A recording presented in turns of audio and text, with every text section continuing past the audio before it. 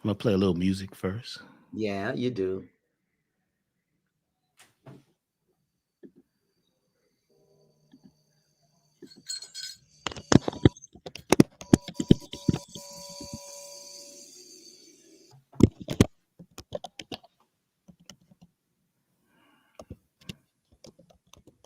Let's see. All right, I don't hear music for some reason. Let's see.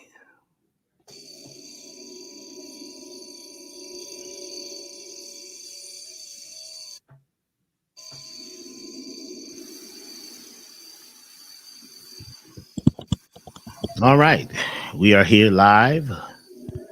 I want to make sure everybody can hear us. Can you hear us? Can you see us? I just want to make sure because I'm not hearing the music it's supposed to be playing.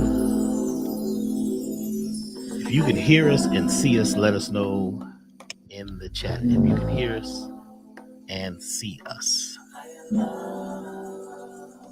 Good day to everybody. Welcome, welcome, welcome from wherever you're coming from and wherever you're going. I want to thank you for investing this time in yourself. Oh, you can hear the music? People are saying they can hear the music. Yeah, you hear music? I don't hear music. This is weird. Okay, well, we're just going to not do the music. It's okay. So I want to thank everybody for being here at this particular time. And I'd like to ask you all, how'd you hear about this? Where'd you come from?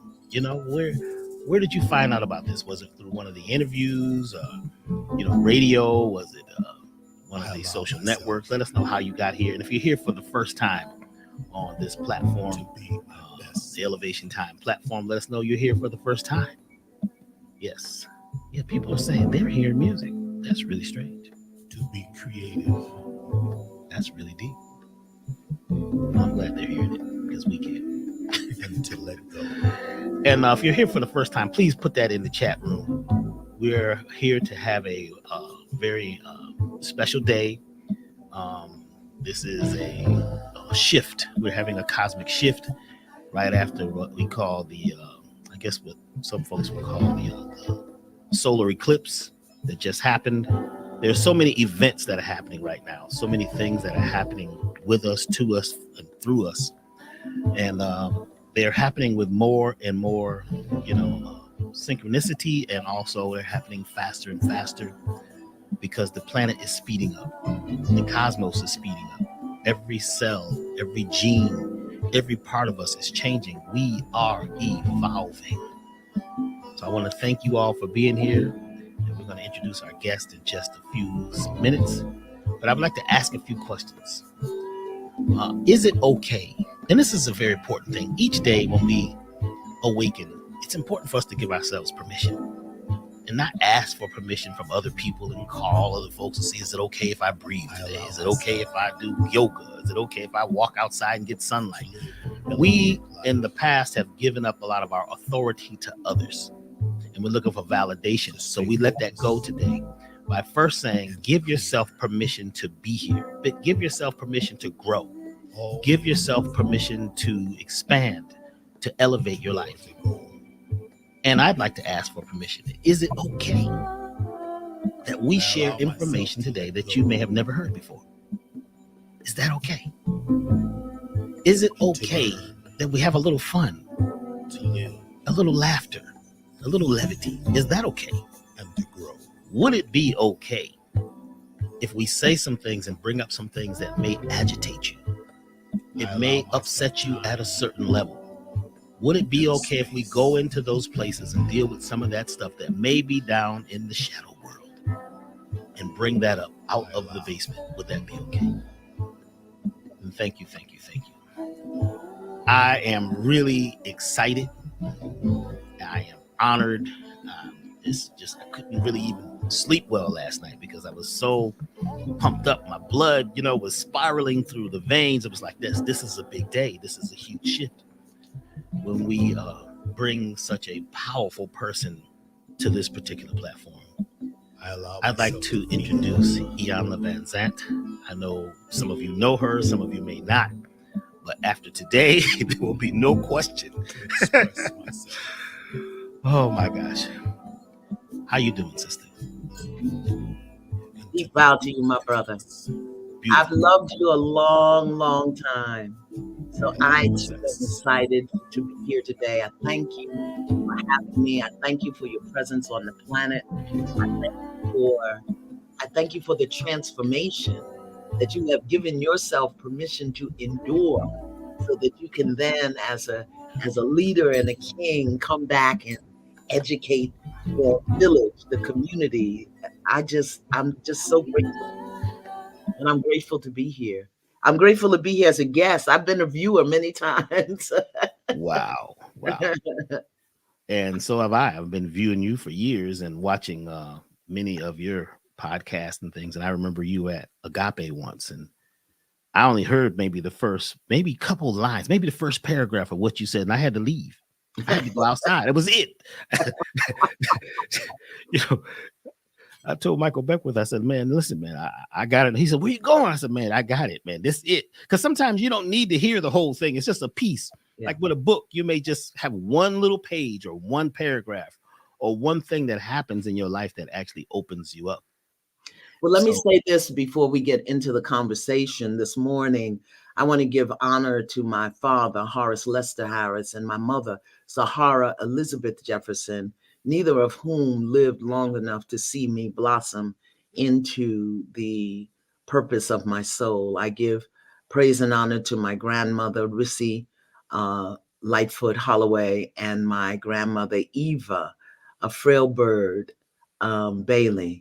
And I ask that all of my ancestors, guardian angels, and guides be with me today as I speak. I ask that my words bring honor to their lives and their presence. And I ask that every word that I speak today be in service and honor of their memory and of the purpose of the Creator. I ask that I decrease so that they may increase and that I be a blessing to the world. And because I ask and I allow, I know source becomes. And for this, I am so grateful. I let it be. Wow.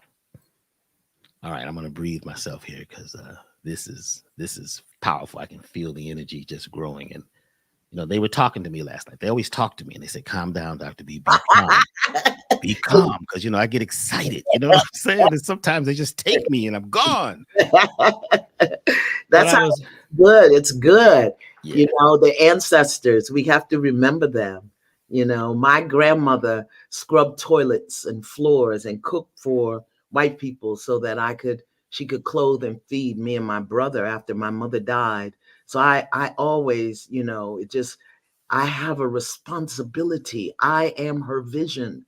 I am the things that she would never even imagine was possible. A Black girl in law school, a Black girl owning not even Black and indigenous, because my grandmother was Tislaki, born on the reservation in South Carolina. So I think, you know, you're excited because they're excited. They're excited that every single sacrifice that they made, Dr. B, that you have taken it to a place. You know, our ancestors don't know nothing about an internet and talking to people all over the world. And so go talk. They want you to say it and get it done. Yeah. And we have to remember the sacrifices that they made. I remember my grandmother getting up at 5:30 in the morning, making me and my brother liverwurst sandwiches and going off to work. And on Saturdays, she would take me with her. And I would stand on a wooden milk crate and iron pillowcases, shirt collars, and the lapels with an iron that was heated up on the stove, not an iron you plugged in. So look at us today. Look at us. See, look at us. And to be able to recognize, you know, where we are based on where we're from. And we're all winners. I mean, you know what I'm saying? You know, we were born winners, everyone. You know, when that sperm and that egg came together, that was a special event. And that was a special an invitation for us to attempt to do our best. Now, the thing about it is when you're going through, you know, the growth period, there's always growing pains. There's challenges.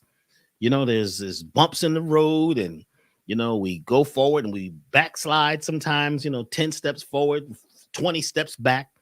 And all of that, I find, is part of the alchemy Yes. of transformation, the Yes. alchemy of change. And it is, when we look at a diamond, it just didn't pop out of the earth. I mean, it started as coal. It actually started as plants, and they dematerialized into humus, which became coal. And through heat and time, we end up with a diamond, which is one of the hardest substances in the world. But it takes that all for us to go through this thing, this life thing, to be the best we could be. Yeah. And a lot of times I talk about how we go through this period where we have to filter out all the stuff that we've been taught that doesn't work for us. You see, let that stuff go. First, you've got to first do some type of, go through your file cabinet. What is mine? What is this? What is that? And I just watched you, we had a conversation. I'd like to start here.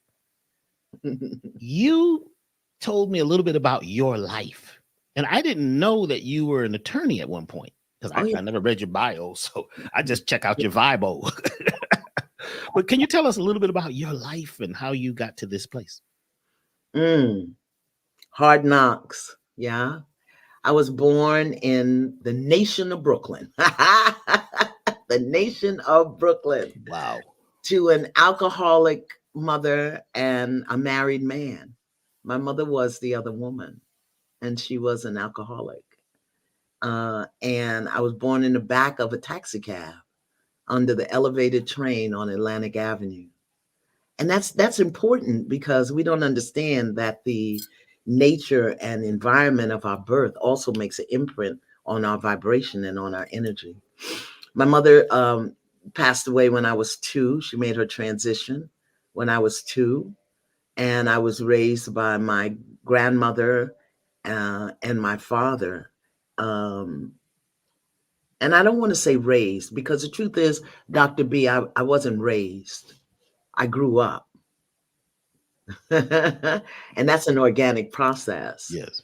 But the things that I needed to become a woman, the things that a young girl needs, the things that children need, I didn't have any of that, which I now know was a good thing, because I had very little to unlearn.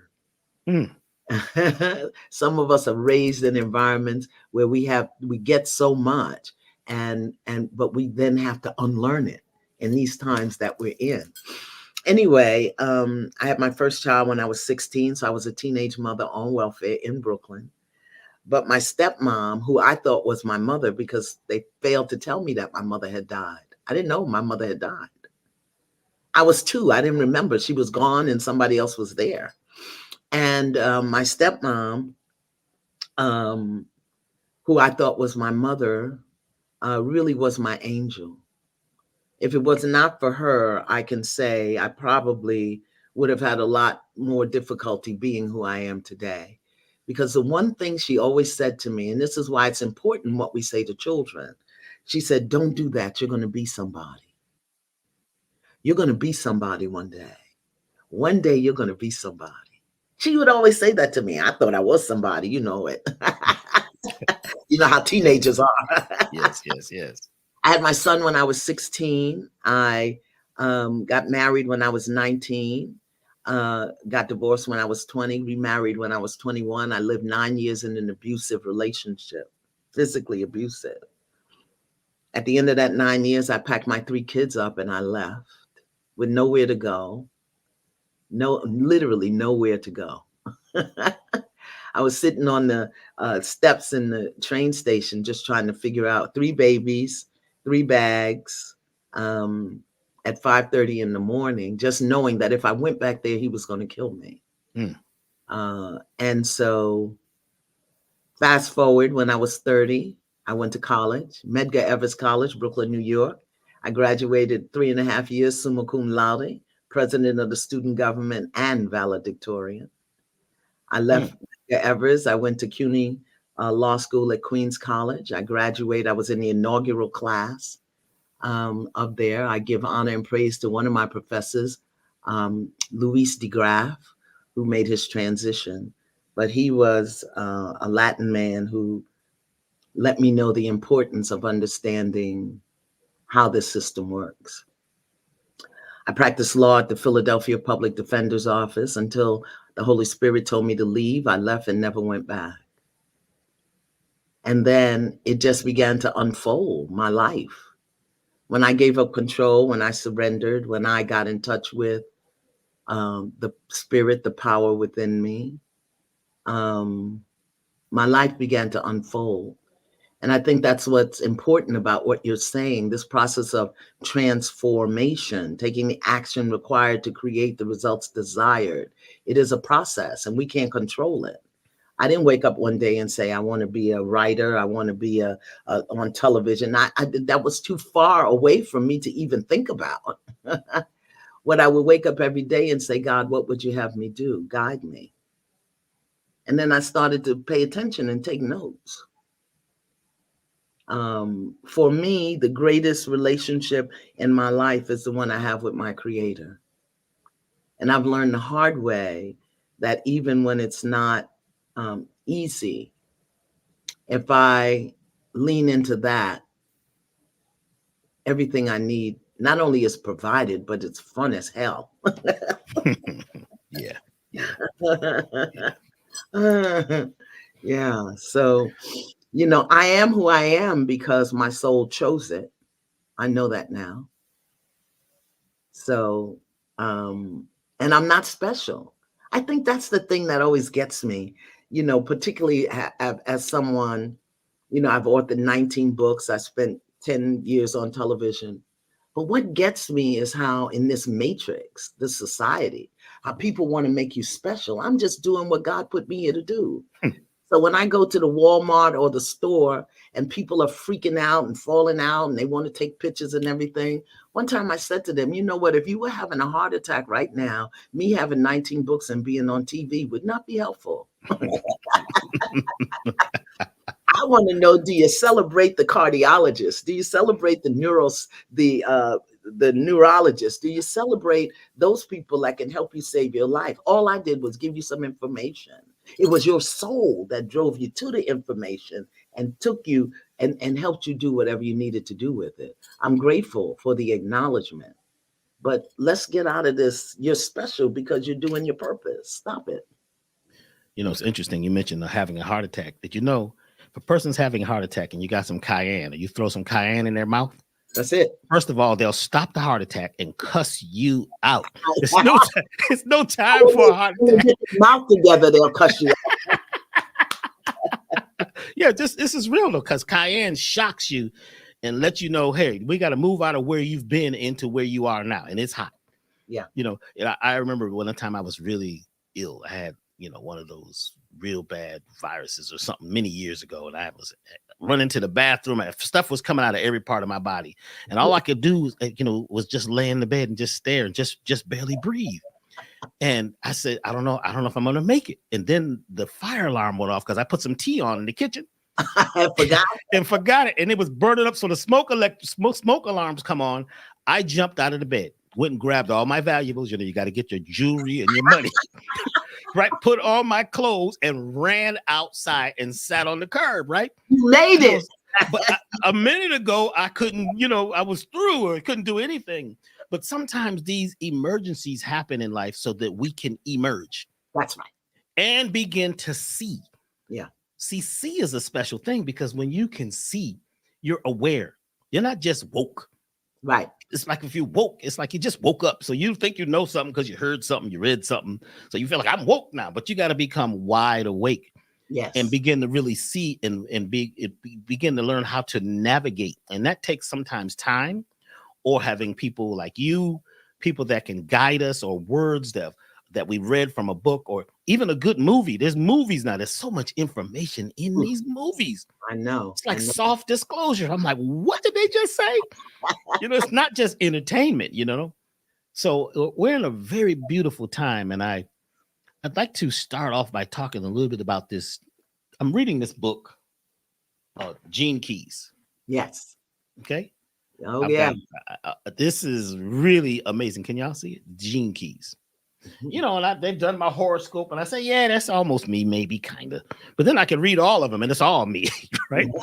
So then my numerology is it's good. Yeah, that's good. Yeah, I'm a 1, and it's about being a leader, but also about fighting the people in charge, going against the grain, being an apostate. When I opened up Gene Keys and just went and looked up my Gene Keys, I was like, what is this? Right. But there's one chapter in the book. It's the longest chapter. It's called Gene Key 55, the Dragonfly's Dream. That's right. It talks about where we are right now. Yes. And it says we started off as like nymphs. So nymphs are the larva stage or the baby stage of the dragonfly. And we're in the water, like in the swamp. And we're eating everything, and everything's trying to eat us. So you're living in fear. You're ferocious. You're a victim, but you're also a victor. I mean, every day is a challenge, every single day. Yeah. And it's under the water sometimes for years. It doesn't even know anything about the upper world outside of water. But something inside it clicks, and the gene key, not the gene keys, the imaginal cells turn on. And the imaginal cells are these cells that are around your genes that really don't do anything until there is an emergency or something happens. A shift begins to happen, and these imaginal cells begin to create a new you. They help to create and imagine the new you. Yes. And imagination, as we know, is one of the most powerful things we have. It's even more powerful than science. You might not even have science without imagination, because you got to imagine what you're going to do research on, right? So what happens is the nymph crawls up a reed, crawls out of the water, the swamp. And for the first time, the sun hits its body. And it's this like a little shell, it's like an insect. So it splits open, and inside is the new being. Its wings are crumpled up. It sees the sunlight for the first time. It takes its first breaths. It sees a whole new world outside of the water. Yeah. The waters represent victimhood, the fight, the struggle, the lower world, going through all the things we did during survival. Once it gets to this point where it realizes it's out of the water, it uses the water, which is the water of emotion, and it pumps that water into its wings. It must pump the water into its wings. The wings unfold, and now the sun evaporates the water, right? And the wings become like solar panels. And for the next 2 to 3 weeks, the dragonfly does nothing but mate and make love. That's all. When they come together, that's all they make, that heart. That's all they do is get busy. So they're saying that we are now in the time, right, of the dragonfly. And we've been seeing, I'm looking out the window today, and I saw one earlier, and it's dragonflies out here like crazy, because in our, indigenous way, we look at animals, and the animals tell us what is going on in our lives. So this dragonfly is just reminding us that it's time to transform from being the nymph in the water, let go of victimhood. And water is a big thing we're talking about today, is with, we're talking about tears and how they are actually allowing us to shift to that next level. So if I'd like you to speak to this on the level that you feel about the dragonfly, the tears, and how important tears are, because you had a book all about tears, right? Yeah. Yesterday I cried. Yeah.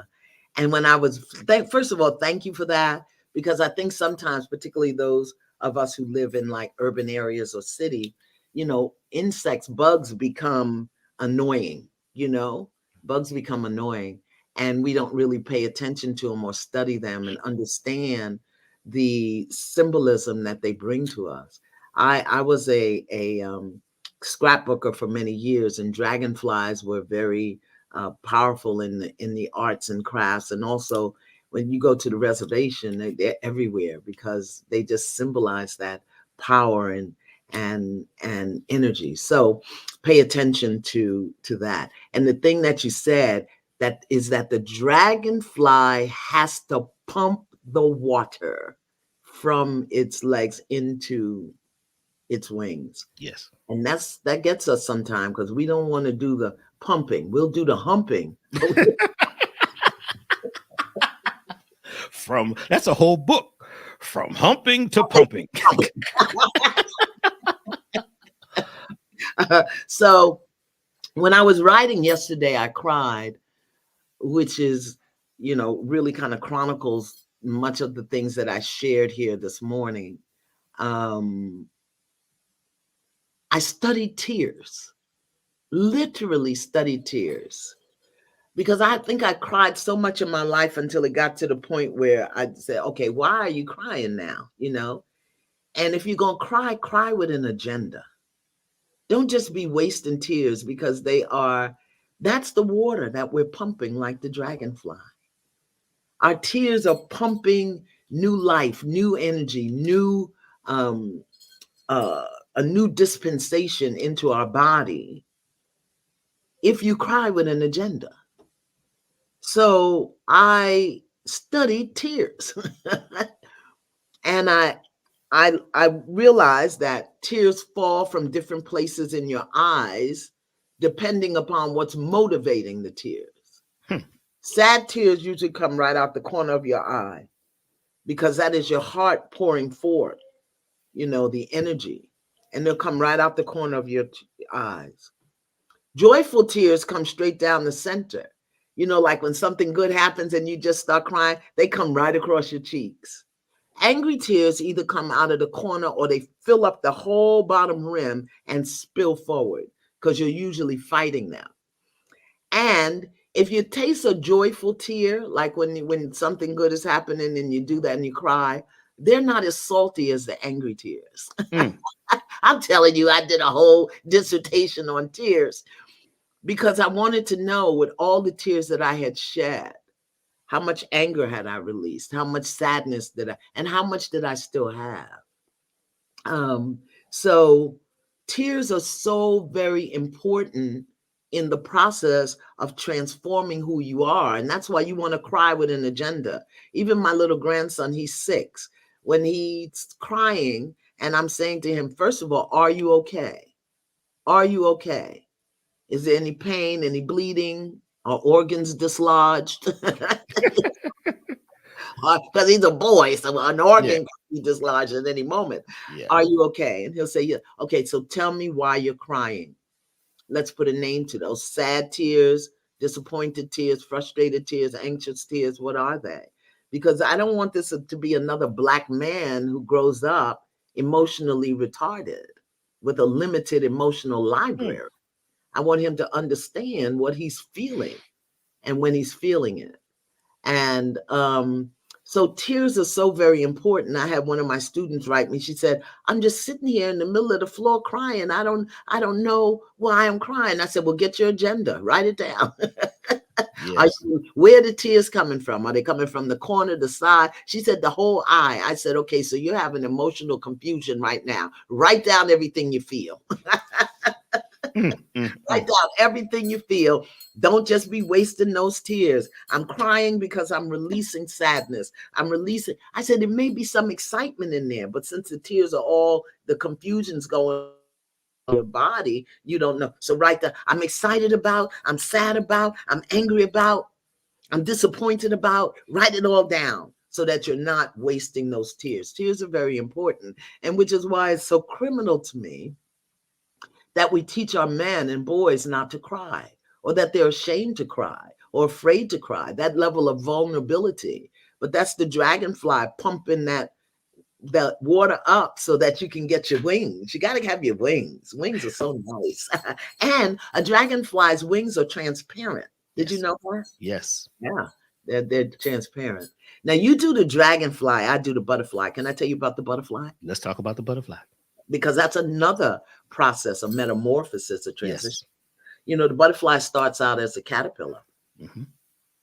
And it's crawling on the ground. And caterpillars, if you watch them, they move in different parts. It's all in sync, but this part moves and then that part moves and then this part moves. And that's how we are. Our mind may get it, but our heart doesn't. Our heart may get it, but our spirit doesn't. So we move like that also. Anyway, the caterpillar's crawling on the ground, eating bugs and worms and trying to avoid people stepping on it. And then one day, something clicks. He don't go to school, he don't count, he don't talk, or she or whoever the caterpillar is. It clicks inside. And they say, oh, damn, something's happening. Let me get up off this ground. Just like that. Nobody did nothing to it. It's like, I got to get up off this ground. And it'll go to a tree. And it'll find a tree. And then it climbs up the tree. Ain't never been in that area before. Don't know where it's going, why it's going. It's just being driven from the inside. And then it gets up the tree, and then it has to crawl out to the edge of the branch. It gets to the edge of the branch, and it's hanging. And it doesn't know what's going on. It don't have words for it. And it doesn't know what it's going to become. And then naturally, it begins to weave this cocoon around itself. All of the stuff, it comes out its butt. Yes. And it's this cocoon. And now it's in this cocoon, and it's like, oh, damn, I can't see what's going on. And then the change starts to happen. And it's in there, and the change is happening. And the cocoon gets full of its own poop. The butterfly is releasing what it took in, everything. And it becomes poop all in the cocoon. And then one day, the process continues. And the cocoon begins to open, and what emerges is a butterfly. But a butterfly is the result of eating your own shit. Sitting in your own stuff. Because I said the bad word on the internet. Please forgive me, Facebook. And people say, oh my Lord, did Auntie Iyanla say a bad word? Yes, I did. Sitting in your own shit. We don't like to do that. We want to blame it on somebody. We want to hook it on somebody. We don't know how to own our own stuff and to be able to sit in it until it clears so that we can emerge as something grander, greater, more glorious than the insect crawling on the ground. Some of us buy real estate down on the freaking ground rather than go through sitting in our own stuff, looking at our own stuff, smelling our own stuff, owning our own stuff so that we can become different. That's something to cry about right there. It's interesting because when we studied metamorphosis in school, it talked about the imaginal cells are these cells that already are in everyone. We have them too, which are programmed based on your imagination. Yeah. Now, if your imagination is based on the predictions that you created in your head about how hard things are going to be, how tough it's going to be, because that's what we learned as children. We learned the language of struggle a lot of times. It's going to be tough to go to school. It's going to be tough to get married. You know what I'm saying? It's going to be tough to stay married. They won't let you. No matter what, even if something good happens, they say, well, you better watch out because see, the devil's coming. The devil's always. So, you get all these ideas programmed in your head and you begin to predict those things, right? But the imaginal cells are ready to be programmed by you. When that caterpillar goes into the cocoon, that dark place, the chrysalis, the crystal cave, it's getting no light from outside. Its own internal light has to come on. So that's like the solar plexus coming online that's been storing that energy. Yeah. And the first thing to develop in the cocoon is the antenna. Because the butterfly that's beginning to be birthed needs to get instructions from the cosmos, not from somebody else, not from the good book. You understand what I'm saying? Not from Google. Not from Google. Google is like wait a minute. When it emerges, Dr. B, it don't have no friends. None. And we busy trying to change and drag everybody along with us. When that butterfly emerges, it has no friends. Breathe, Dr. B, breathe. Cool. See. Wow. So let me put that in plain English because I'm a kindergarten teacher. Let me put that in plain English. When you get to be who you are becoming, you may be there all alone. Be okay with that. My cousin, he used to always say he had butterflies all, he had these medallions but he had this whole thing with butterflies. And I asked him one day, I says, what's with the butterflies? And he says, well, see, butterflies fly wherever they please and they please wherever they fly. Yes. An argument, you could be going off, two people going at it, and a butterfly would just come and float right between them. Yeah. You see, so it's a symbol of flight. It's a symbol of being as light as a feather. Yes. And allowing our old life to stay where it's at and go through the graduation, the change, the shift from being one thing to another. And that's alchemy. Yes. So what we're talking about is transformation. Yes. And transformation isn't always easy, but I always say it's going to be simple. Yes. By taking one step at a time. One step. Now, sometimes we get too deep. There's too many things to do, and one thing at a time, one step, one breath.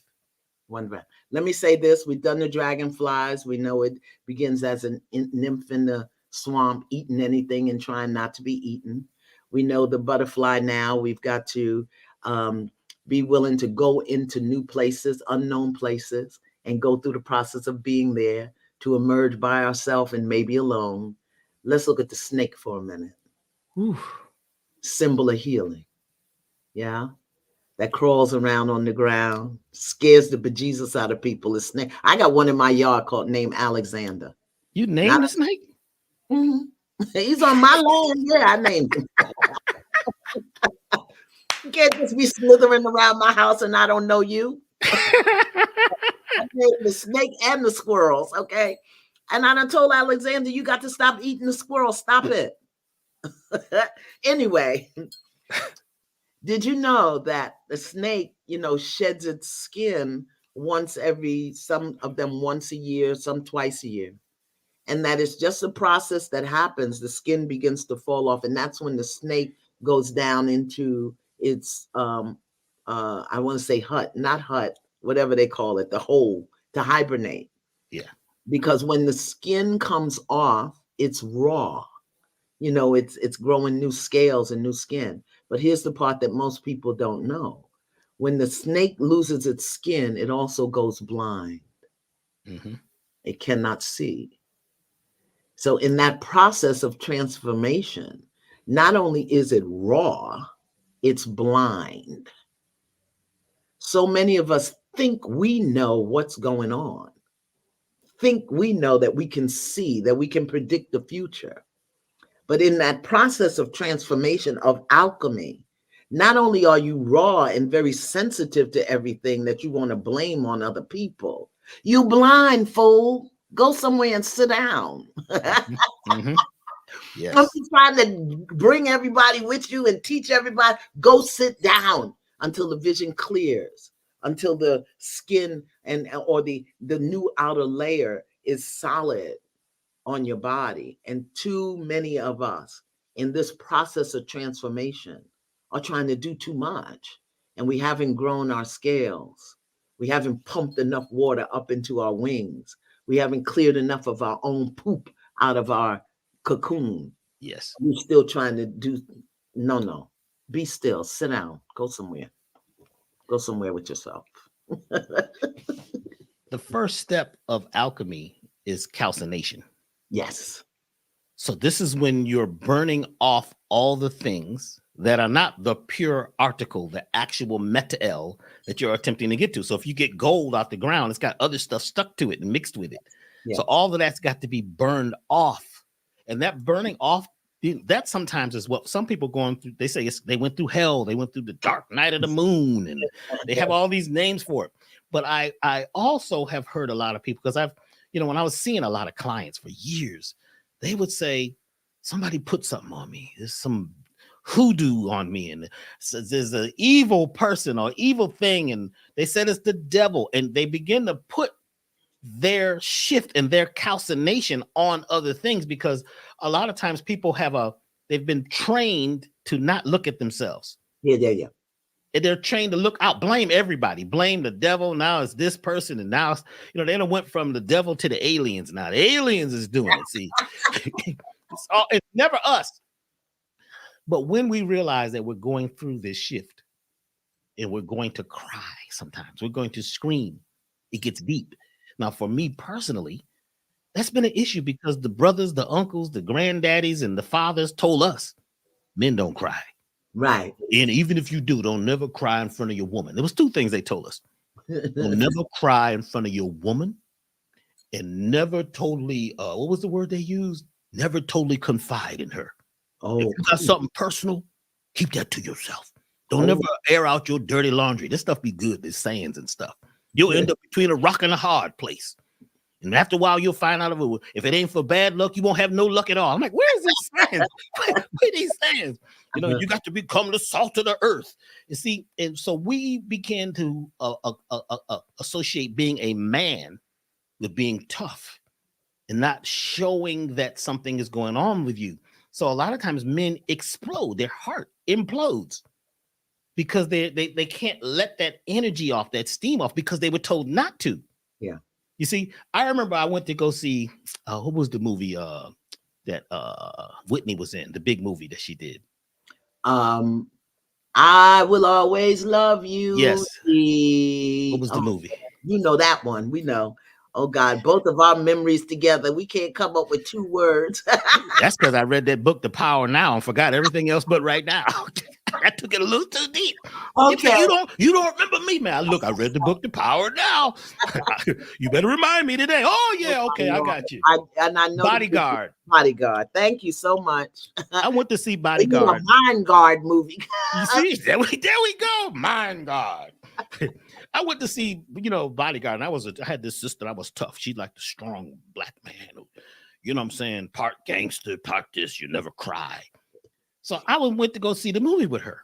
And I have always been a musician and a record producer. And the movie moved me. The story, the soundtrack was messing with every part of me. So I'm sitting here trying not to cry because I'm emotional. I will let my emotions out.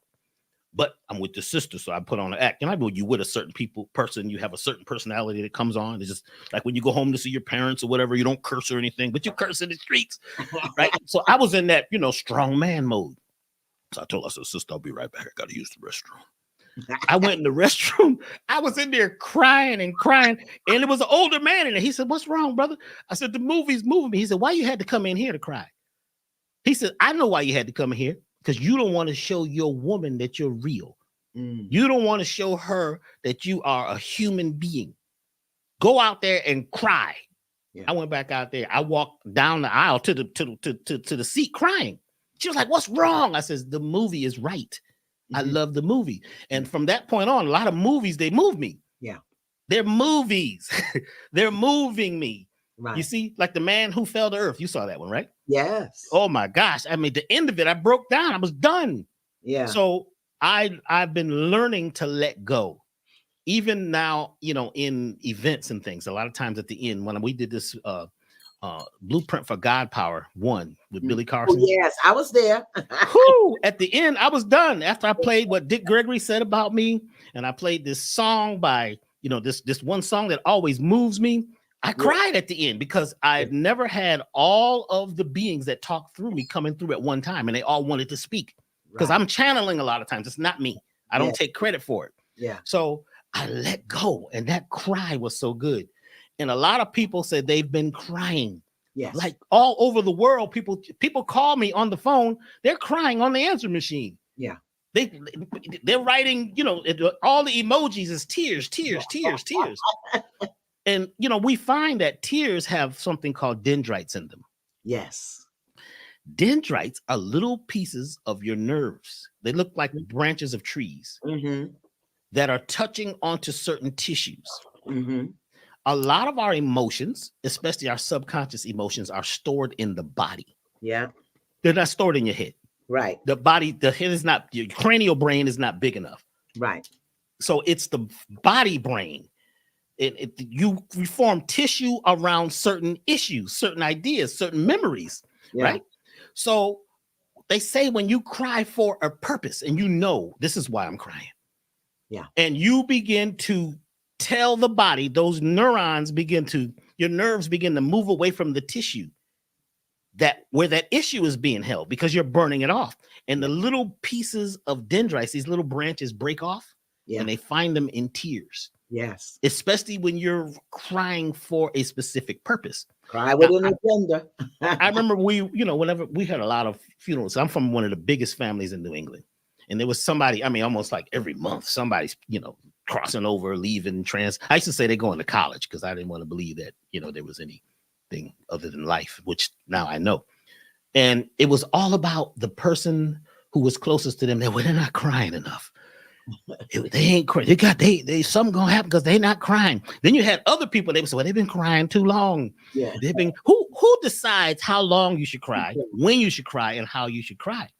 But sometimes, when my daughter passed away last July, and I guess because I had already lost a daughter, the tears were very different for me, very, very different. But tears speak, and like you said, they bring forth a purpose, and they are cleansing. I tell you, that's why tears of joy coming down the center, they don't taste as salty as the angry tears. But let me say this before I forget, because I've already demonstrated that my mind takes recesses in the middle of the day. So it's all right. It's all right. I like that. You know this, and you're going to be a part of it. That is exactly why I'm doing the Invisible 8 book club.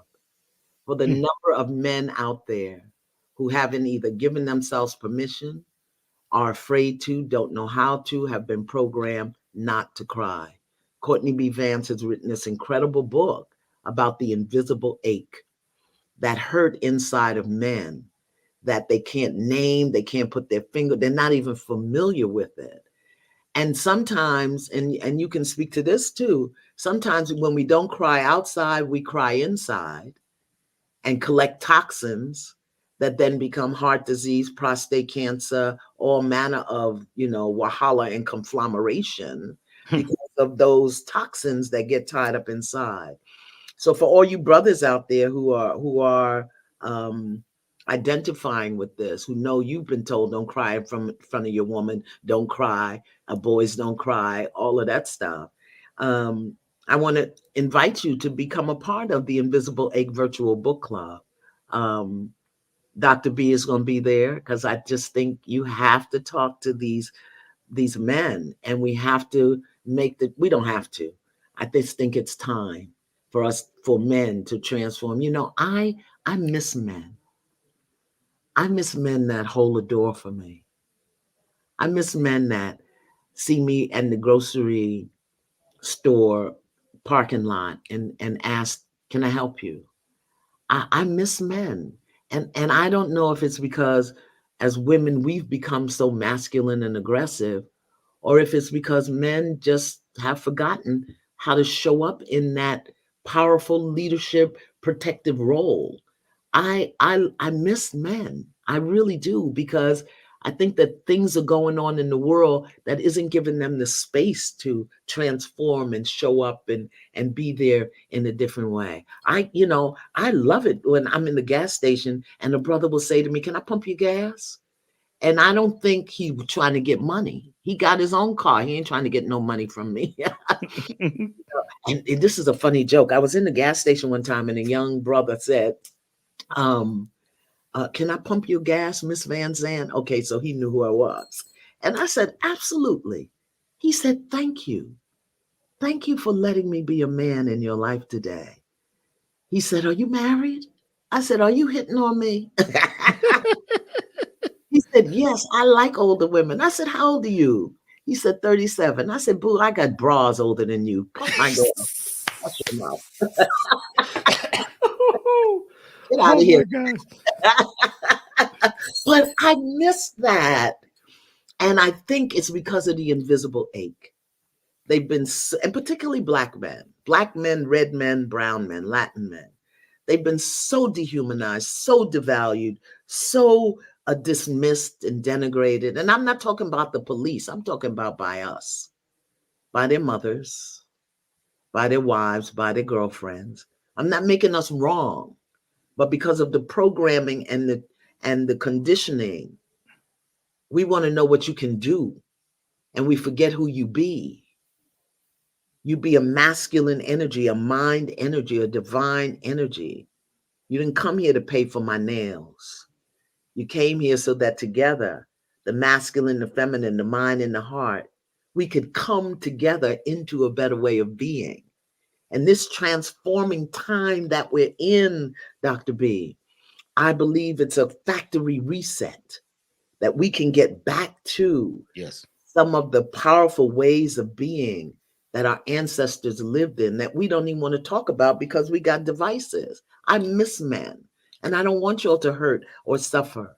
35, 30, 30, 30 and 35-year-old men with prostate cancer. Why? Because the universe is diminishing you as a man, taking away your manhood, redefining it in ways that you don't have anything to do with who you are.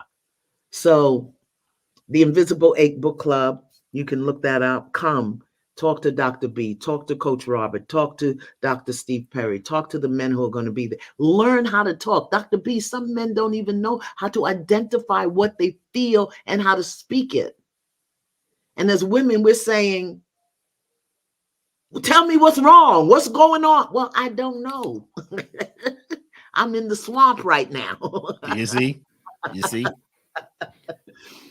And see, what happened was, there's a 26,000 year calendar. And once you realize what's happening in this calendar and how for part of this calendar, we're leaning towards the center of the galaxy, yes, which is Hanab-Ku, the galactic center, which is our real spiritual center where all that light and information is coming. We began to move away on this cycle, away from the center of the galaxy. They call it the fall of man. Yes. And we got to a point where we were 13,000 years away from the center. So we're at the bottom. We're far away from the center, and we're not receiving as much information from the radio station of life. Yeah. So these prophets popped up. The prophets still had some information, but we were all basically in the Iron Age, or what I call the junkyard. Nobody really was connected on a telepathic level like we were when we're really close to the center of the galaxy. So people kind of forgot, and we go through this cycle of falling and then rising.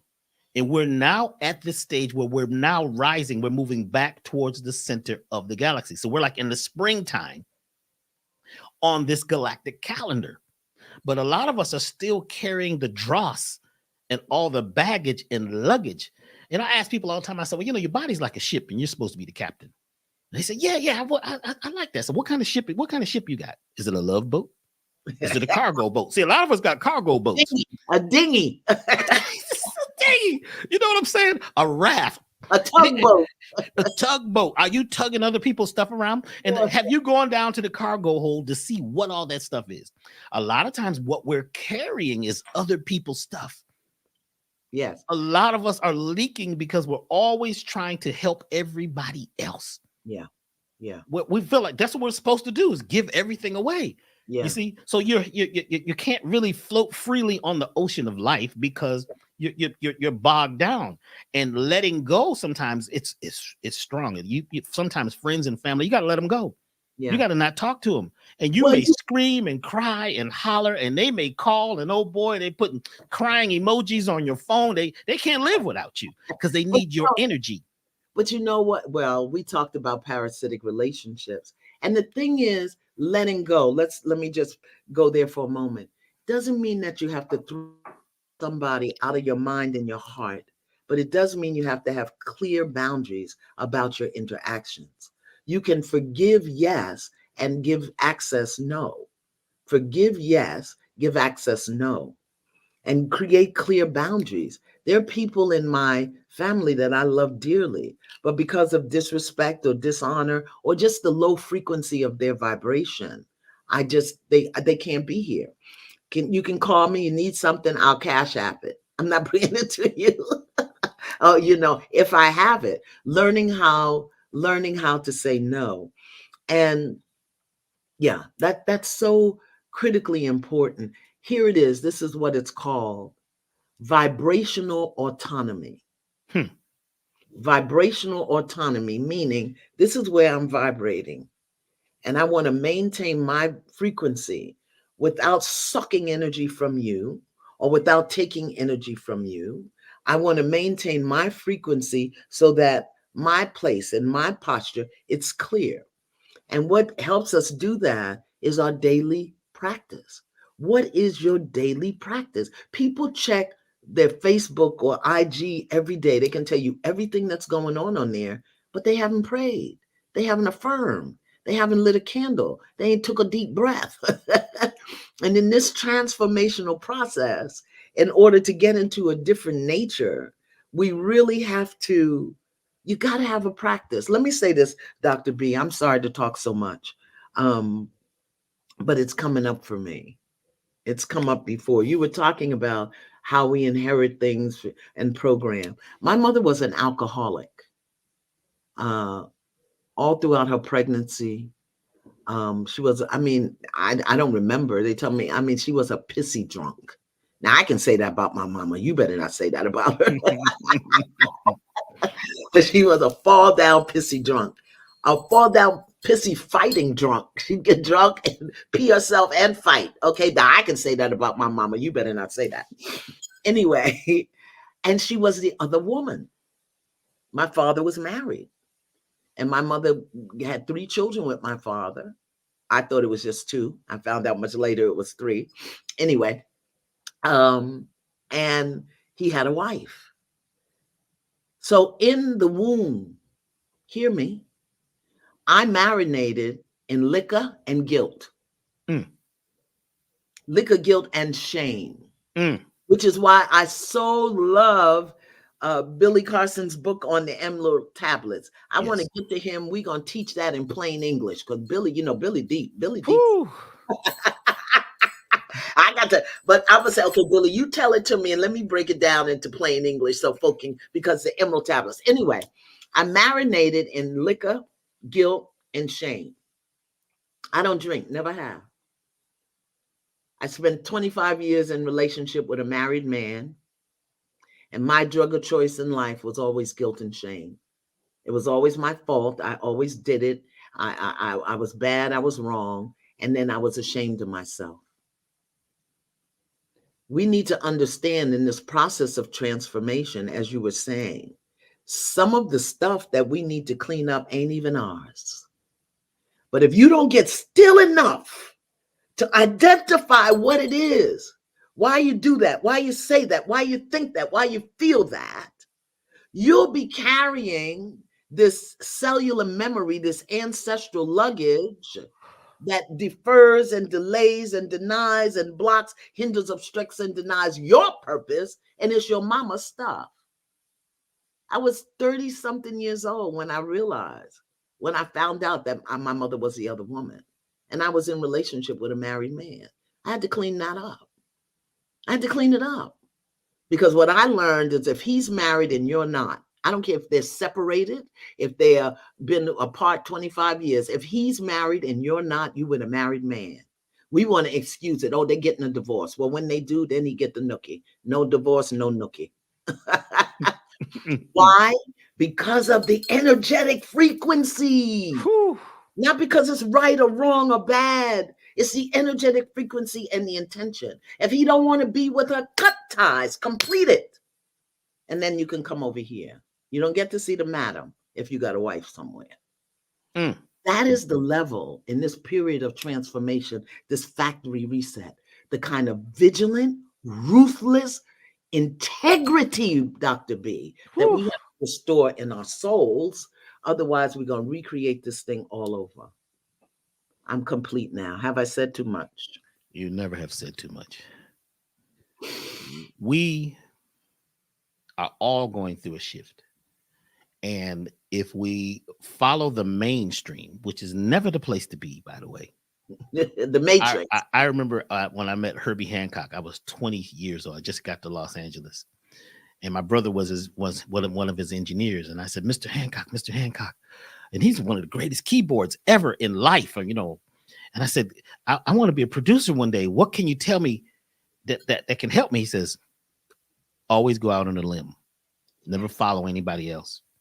Go as far on the limb as you can.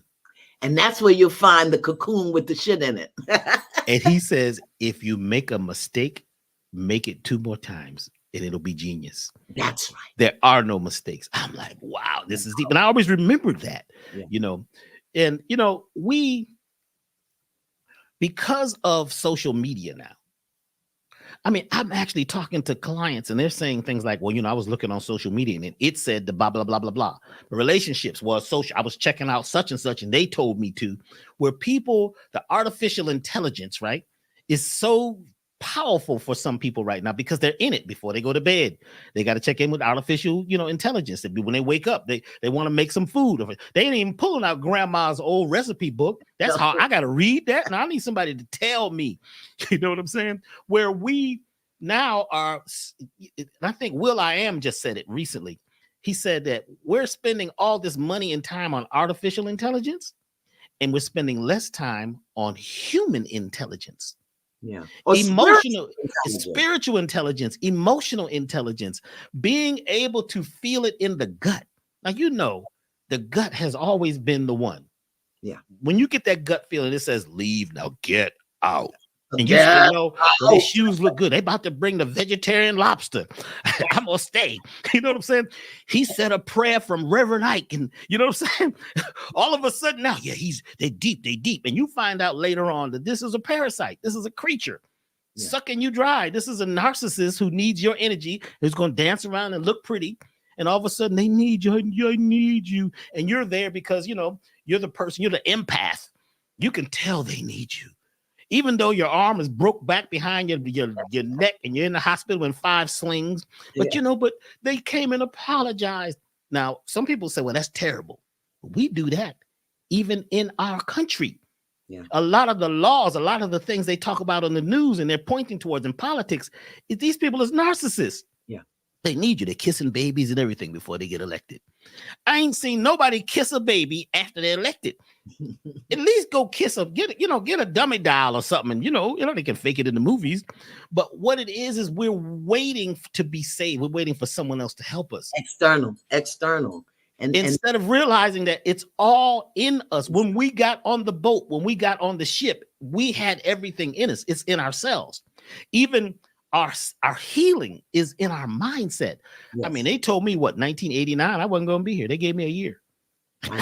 Well, I went to go sue the doctor after I had to help work on myself, and he had died. I said, so you've been believing that stuff. And if I'd have took that stuff that you was trying to give me, because we believe in the external, where now we're going to have to go internal, into those imaginal cells. And the first thing we need to do is get that self-talk together. Yes. It's right. I'm seeing it right here in the thread. We have an awareness and then we attach a story to it. I need so and so and so, but B-U-T, belief under transition. So whenever you find yourself saying, but, stop, because there's a belief being transformed. Hold on to the first part and investigate that and don't attach the story to it. Or you say, and so, and another new decision. So when you're saying and, there's a part of you trying to come forward and bring you new insight and information. But we talk too much, we talk too fast, and we talk about the wrong things. In this new reset, this factory reset, transforming of our nature, coming out of the chrysalis, coming up out the swamp, we need to shut up.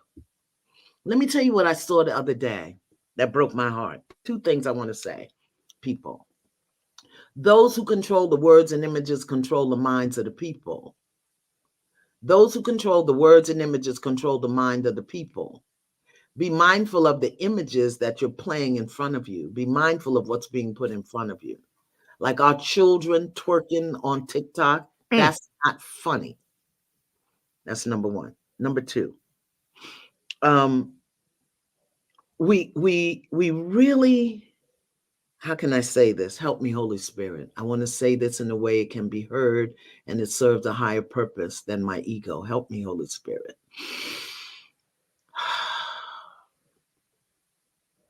Okay. The other day, OJ died. OJ Simpson died. And, he was a beautiful football player. We loved him. He was an actor. He was accused of creating this killing his wife and her friend. And people had opinions about that. Why?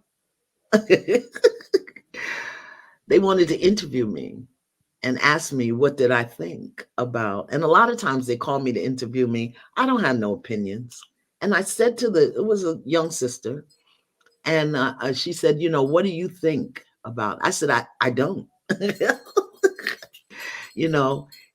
He died the way everybody else died. They exhaled and they didn't inhale. I don't care whether it was cancer, gunshot, drive-by, whatever. Everybody makes that transition, doctor, be the same way. They exhale and they don't inhale, period. How they got to that point is none of my business. So she said to me, this very public person, very public, well-known with a big, huge followings, put on the social media about OJ's death, good riddance. And then everybody was on there. He did it. He didn't do it. He did it. He should. Boop, bop, bop, bop. And so I said to the young woman, it's none of my business. Because when I get to wherever I'm going and I have to give an account for my life, nobody's going to ask me, did I think OJ did it? So why am I going to waste time and energy now? Nobody's going to ask me, did he do it? I'm saying this to us so that we can do this a different way in the factory reset. Shut your mouth. You don't have to have an opinion about everything. You're putting that stuff out there in AI, and then they're going to use it against us, against you later. Hold your opinion. Ask the Holy Spirit, your guardians, your answer. What is my lesson in this? What is my lesson in what happened to OJ? What is my lesson in staying in a dysfunctional relationship that pushes me to the point that I can't control my emotions? What is my relationship? What is my role in having money and doing all manner of wahala and conflammation? That's what we need to be doing, not giving an opinion of did he guilty? Did OJ do it? Stop it. Factory reset. Love, compassion, forgiveness. You weren't about what OJ did. Who do you need to forgive in your life? Who you still holding a grudge against? You still mad at daddy for something he did back in 56. Work on that, boo. And don't worry about OJ and Diddy. And stop putting that stuff out in the media. Stop it. Stop it. Okay. Thank you. I tell folks all the time that you must mind your business and business your mind. Yes. You got to stay focused. Yes. The mass distraction is huge. That's the real virus. That's it. That's the pandemic. That's the plandemic. Yeah. You see what I'm saying? It's the plandemic. And, the fear, false evidence appearing real, the expectation of pain or loss. Some people see anger is a part of fear. There's only two real base emotions, love and fear. So you're angry about what somebody did on the internet. You don't know, you weren't there. You weren't a witness. I remember being in LA and all the time, they would say, we are the eyewitness news. And they just got to the thing already happened. And they got there with their microphones. What do you think happened here today? Well, I was out there and the man came out on the staircase and, oh, wow. I said, wait, I thought y'all was the eyewitness news. You didn't witness nothing. A lot of times you're not a witness of anything besides what they're giving you. And like Dick Gregory used to talk about COINTELPRO, how they created this whole program to program people's minds to make them look at a certain thing, right? When they're creating cognitive dissonance and got you agreeing to something that don't even make no sense. If you listen to the words, I remember they had me one time on the news in Los Angeles. I spoke at this college. And the guy spoke before me, he was talking about condoms. Oh, safe sex and condoms. He was going on and on for an hour about the condoms and the diseases that I hadn't even heard of. Some of these diseases had me scared. I started itching. I'm saying, well, you could get what? So Then I got up and talked about the consciousness of the mind and being able to control your life and think towards what you'd like. Think from the goal instead of the goal. Be there now. Don't look to the future. Be there now. So I'm doing the Dr. B thing. And then the 6 o'clock news comes on because the news people were there. They said Dr. B was at Northridge University today talking about safe sex and handing out condoms. They showed me on the stage and they showed me spin. Then they had these condoms being thrown. Like I was throwing the condoms. I was like, what? My homeboy said, man, they done twisted up your words. So you don't know what you're seeing. Yeah. You don't know what you're hearing. Yeah. You don't even know what you're feeling if you're looking to that outside energy, because they know how to create these emotions, right? Through advertising, through images and all of that cause the chemicals in your body to rush. That's right. And that's these reactions, they're reactions. You see, this is why the subconscious, right? My specialty is dealing with, balancing your subconscious mind based on what you truly desire in life, because those programs, right, are put out there to get you to buy into something, to believe something. I was watching the news the other night. I said, let me just see what's happening in the news. And it was nothing good. They used to say something about, grandma's cat was up in the tree. They don't even mention that no more. And they came and rescued their cat. It's just, it gets worse and worse and worse. And the world's coming to an end, right? I said, well, somebody's world is always coming to an end ever since I've been here. Yeah. The bottom line is, where are you? Who are you? What would you like to be? Can you imagine where you would like to be? Who you'd like to be? When a lot of us speak, we've been taught to talk only about the problems and the hurdles and how hard it is and what we can't get over. So I ask clients a lot of times, I said, what would you like?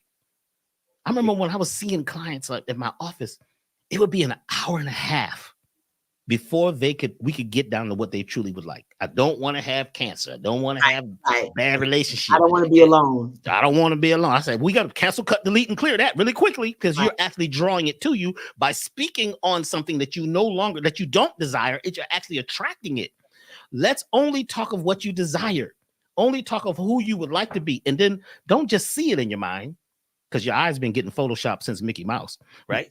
You need to feel it as if you're there. So let's try this, everybody. Try for 7 seconds a day. Right. Only 7. Do it right now. Watch this. Do it right now. Everybody take a breath. Just stop in the chat. Take a breath and answer this question. What do you want? Take a breath. Put it in the chat. What do you want? Take a breath. Put it in the chat. What do you want? Take a breath. Put it in the chat. What do you want? Take a breath. Put it in the chat. What do you want? Take a breath. Put it in the chat. What do you want? And then see if that scrambles your brain. Most people need a 25-word sentence, And then whatever comes into your mind, what is the definition of that? What does that look like? And can you feel it? Freedom, joy. What does freedom look like? What does good health look like? How do you define wealth? What's the distinction you make between honesty and truth? How are you defining love? So get it in your mind and then define it so that you can feel it. Like you said, most people, you ask them, what do you want? Well, I don't want to be alone. Well, what do you want? And then how many people can actually define and have a vision for what it is they want? Because the vision will pull you forward. And without the vision, there can be no emotion, no energy, no vibration, no frequency that will attract it. Again, the emerald tablets, as above, so below, as within, so without. But what is your emerald resonance? What is your emerald resonance? Is what you're thinking, are you resonating with that? Is what you're feeling, is that resonating with what you're thinking? So many of us have no personal integrity, meaning we think one thing, feel one thing, say another thing, and then do something else. I want peace, but I'll cuss somebody out when they cut me off on the freeway. Yes. I want love, but I don't trust. I don't want to be alone, but to be here, you got to do it the way I want you to do it. Okay. So again, vibrational autonomy and integrity, where what we're thinking, feeling, speaking, and doing are all congruent, and we can identify it. What is wealth? For you, wealth might be $10,000. For me, it might be the 1.23 that somebody won my money on the Powerball last week. They won your money. What is wealth? What is peace? What is health?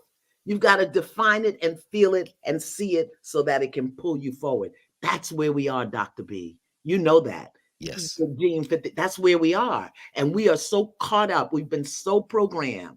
Those who control the words and images control the minds of the people. We've been so caught up looking at what everybody else is doing.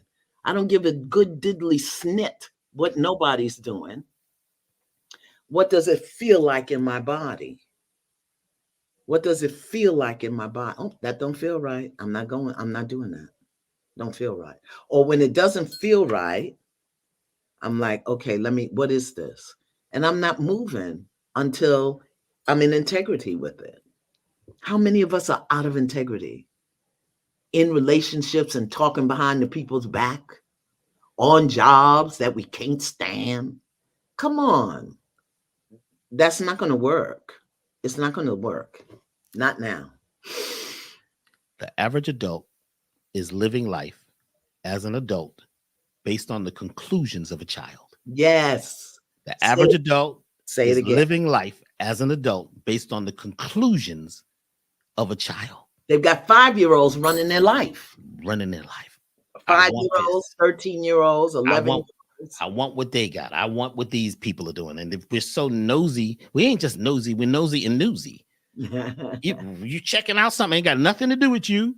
It's like, you're on the freeway and the whole freeway slows down and you don't know what the problem is. And finally you get to the place where the traffic is slowing. It's a person changing a tire. What that got to do? What all the traffic? Because people want to see something, because they're not looking at their lives. They're looking at the movie out there, not looking at the movie in here. There's a movie in each of us. There's a book in each of us. And all of us have goals, true goals. We have, and this is, when we do our workshops and things, we help people find the treasure map within you. What would you like to do? Not what they told you could do. Yeah. I remember when I was in high school, they had career day. I'll never forget this. And I go to this thing and they got over here for the men, they have one side is for men. A refrigerator repairman, mechanic. You know what I'm saying? For the women, it was like cook and secretary and, waitress. This was career day in high school. I'm being prepared to leave high school and go to what? Low school. Because they're telling me, and it was mostly black folks, that I'm not going to be able to have my own business. Nobody mentioned anything about entrepreneurship. Nobody ever said I could be a governor or a mayor or even a president or even own something or have something that I desire. They didn't talk about how to build and how to build wealth.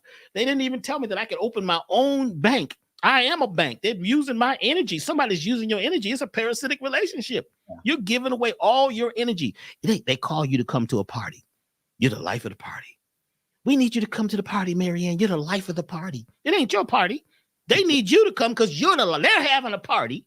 They need people to come. They're going to tell people you coming because you're the life of the party. You don't even really want to go to the party because they're going to suck you dry. Tomorrow you can't hardly rest because they've sucked all your energy, but you feel you got to go because we're always looking for validation. Yeah. We need to be validated. Yeah. You see what I'm saying? Because we have now gotten into this place where we're at the place in the universe where we could wake up. Yeah. We have never been here before right now. Where we are right now, everything is changing really fast. And you know what? Once we tap into this natural flow of energy that's happening in the universe and realize that the past doesn't mean anything. So don't even mention the past. No. We got to stay in the present place. What would you like right now? Where are you right now? What are you ready to let go of? You see? And I know this one. I'm just going to say this really quickly. When you had us do the breathing, I said, oh, wow, she's a hypnotist. I am. I said, oh, because I felt it. I said, oh, this is that hypnotism thing. I'm a certified hypnotherapist. Well, you did it with that one right there. That was it. Yeah. That was beautiful. Thank you for that. I needed that. So let me say this, because we as transformational agents, as awakened masters, as we don't want to just, we're not, you and I, that's not my intention. That's not what we talked about. We don't only want to remind you of what is off. We want to give you some concrete things that you can do starting today. Yes. And you'll probably start and forget about it, and then you'll come back next week, and because you were cleaning out the guck. So, we talked about this transformation process and walking people through it. And I want us to just kind of scratch that a little bit so that people will know. Get your notebook, I call it my Hogwarts notebook. And anytime I'm online or somebody say anything, I put it in here. I got my notes. Okay, my Hogwarts notebook. Because you and I'm changing too. Yes. I had an experience this week, another letting go. I had an experience of getting clear. I mean, now we may be doing it at another level, but we're all going through the same thing.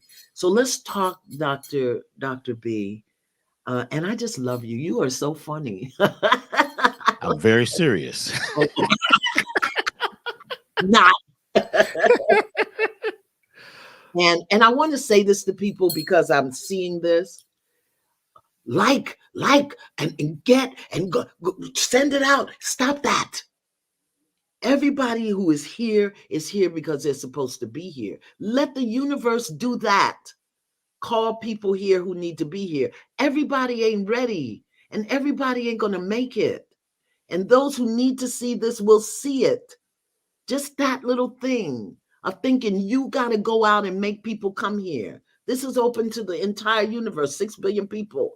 Stop telling people to come, because you may be calling in the dark forces that'll send us over to China or something and disappear us. Don't call nobody else in here. Stop it. Yes.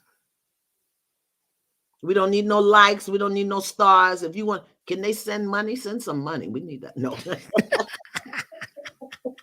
Okay. Likes. What do we want to do, Dr. B? How are we going to support, advance, facilitate, encourage this transformational nature? You have a beautiful, beautiful plan. Let's talk about that. The tears we talked about. And y'all got to be willing to cry. That's what he was saying. Cry when you see, you know what'll make me cry quicker than anything else? When I see how foolish I've been. Wow. Yes. Like, damn. Oh. Yes. How did I miss that? 25 years in relationship with a married man. Now, eventually we got married and we stayed together for 5 years. See, it worked out. But you know why? You did that hypnotism. But you know why? You know why we stayed together 5 years? Because I was in love with an idea, not a person. Yes. And I married that idea. And also, the needs that I had when I fell in love with him were not the needs that I continue to have. But I didn't allow myself to evolve. So I was marrying him because of who I used to be, not because of who I was. So here's something, write this down, beloveds. Am I current? Am I current? Am I living who I currently am, or am I living who I used to be? Am I behaving in alignment with what I know now, or am I living what I was told before? Am I current? Because part of your transformation is going to be about becoming current. As Iyanla, there are some things that I just can't do. I'm not there. I'm not that person. I'm not Ronnie from Brooklyn anymore. So there's some things that Ronnie did that Iyanla just can't do. Now, I didn't cast Ronnie off and throw her and make her bad. I just gave her something to do. That part of me. I said, okay, this is what I need you to do, boo. I need you to watch out. And if you see something suspicious, you come and let me know. Because she was good at that. She was good at looking what's going on. You know? Yes. So make sure that you're current. And if you're not current, beloveds, what do we need to do? What are the tears you need to shed? What are you in the swamp? Are you a butterfly? Are you a dragonfly? Are you a snake? Are you blind? Can you see? Identify that. And how do you do that? Inquire within. As above, so below. As within, so without. Go in. Get your daily spiritual practice in order and stop asking boo-boo and kafada and ask your higher self. Go in and ask, what is this? Why am I still here? Why am I behaving this way? What am I going for? Am I current? Or is this an old behavior I need to lay down? And that's what we want to do in this series. Yeah, Dr. B? And I'm glad you said this is becoming a series. There's so much we have that we're going to be covering on this series. So we'd like you all to stay tuned and, go over to elevationtime.com and get on the email list. And, I think somebody's supposed to be putting your information in here in the chat room. So they can get in touch with you. But also, I'm involved with a class, which is, let me see if I can find it here. Do they know about your award, Dr. B? Am I speaking out of turn? Did y'all know he was getting an award? Because I know as a master, it's hard for you to toot your own horn. So let me toot it. Toot, toot. Dr. B is getting an award, y'all. Tell him what the award is, Dr. B. Come on, tell him. Come on. It's even, see, now I'm dealing with my stuff. See, my stuff. You brought my stuff. See, you get ready to work on me, huh? I know what's going on here. So, Forbidden Knowledge is having the Forbidden Conscious Awards. This is the second annual Forbidden Conscious Awards. And it's August the 3rd in Florida. You can go to Forbidden Knowledge, the number 4, forbiddenknowledge.com. And you can vote. There's a lot of folks that you can vote for in different categories. And, Billy Carson calls me, he says, man, B, you've been nominated, because I was nominated last year for health and wellness, right? I said, what am I nominated this year for? He says, spiritual leader. I said, huh? What are you talking about? I never look at myself as a spiritual leader. Then I looked at the people who was in the category. I'm like, wait a minute. He says, see, you're thinking too much. Yeah. But I just want to say this much. In my life, I realized last year when I was asked to, do the first awards, that I never accepted awards. I've had lots of gold records, platinum records in the music business, Grammy nominations. I never went to anything. I never went because I never accepted it. My thing was always putting other people out. I always was in the background. You go, go, go. I make the artist happen, pushing other people. And I didn't realize until and there's a whole story we'll have to tell later about how I technically died in a hotel in New York last year. Last year? The Radio Hotel in Brooklyn. Oh, yeah, I know where that is. I basically, because I was being asked to accept this award and I didn't know what was going on, something was happening to me and I got sick in New York, right? And I didn't know why. It was like I had the flu, but I had the hiccups. I couldn't stop hiccuping. And I basically laid down. I looked at my phone. I didn't even know what a phone was. I was losing it. And I basically just said, I'm going to let go. You needed a teapot. You needed a teapot to burn up so you could get up and get out of here. Whew. But basically, I stayed there for like 2 days. And when I came back, I went to go see, my chiropractor who works on, holistic chiropractic. And he says, he says, your muscle goes weak whenever I say 12. What's going on at 12 years old? I said, nothing. 12 years old, nothing. Then he starts testing my muscle again. And he says, you have an issue with winning? I said, what are you talking about? He says, your muscle goes weak whenever we mention the word winning. And I told him, I said, well, I'm being nominated for this award. He says, yeah, you haven't accepted it. You don't accept winning. I was like, come on, man, you're crazy. And I got on the freeway and I left. And I got down the freeway and I just started crying like crazy all of a sudden. I had to pull over on the freeway. I couldn't see. I was screaming. I opened the windows. I was hollering, oh my gosh. And it hit me. At 12 years old, I told my father, I'm going to be in the music business. Never mind this doctor and this lawyer you want me to be. I'm going to be in the music business. And he went off. The next thing was I realized that my idea of winning in my subconscious had to do with my father. And winning to him was this award and getting the sheepskin, the dead sheepskin, and these 1 degrees and 2 degrees. And I wanted, 360 degrees. You know what I'm saying? And it hit me that I was living a life based on a story from my father. You weren't current. I hadn't let it go. You weren't current. I finally let it go. And now current means now, but it also means electricity and flow. Yes. Water, you have to go with the current. Nature follows the path of least resistance. Yes. I have been fighting all my life to be not like my father, and I was becoming more and more like him. Good. And I realized at that point, you know why? Because the universe doesn't register negatives. I don't want to be like my father. It'll take out don't want. That's right. And I want to be like my father. The universe doesn't register negatives. I'm sorry. Go ahead. I realized that my father was my best sparring partner. Yeah. He tested me. I began to think. I said, these people that seem like they're working against us are working with us. Yes. Once you realize the art of war, you've got to not fight. You've got to take the weapon and turn it and convert it and do the alchemy. Yeah. So I was able to convert that. And I cried and cried. I had the hiccups for like 3 weeks. And Michael Beckwith told me, he says, man, you got the hiccups because your body and your spirit is going 2 different. You're a winner, man. You got to go, go, go. So I finally accepted this thing about winning. So this brother, Dr. Mahdi, who was a student of mine many years ago, he's a doctor of naturopathic medicine. He's amazing. This guy's amazing. Yeah. And we started putting together this course in which actually the part 3 of the course, the final class, is next Saturday. It's a soulful science of change and metamorphosis with Dr. B and Dr. Mahdi. So you can go to Elevation Time right now, go to live events, and you can sign up for that.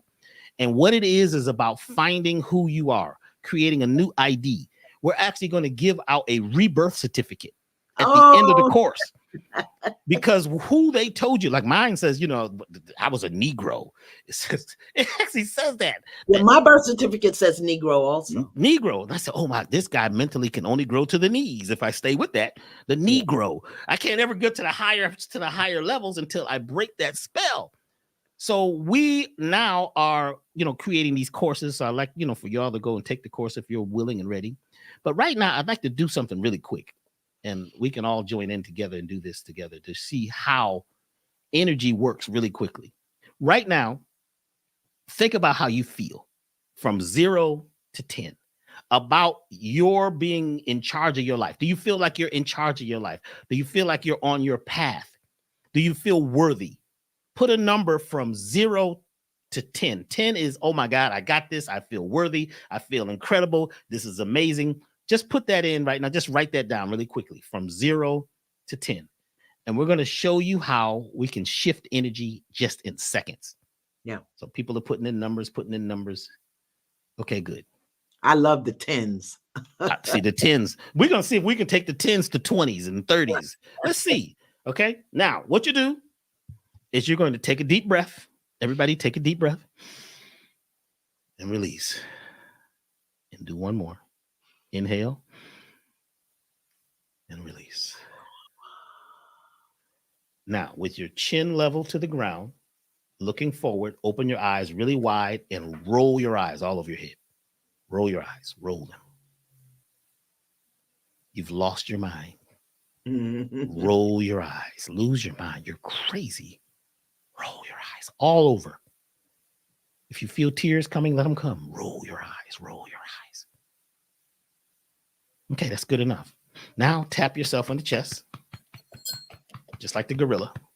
Just tap yourself on this is on the thymus, the thyroid, and the heart. Just tap.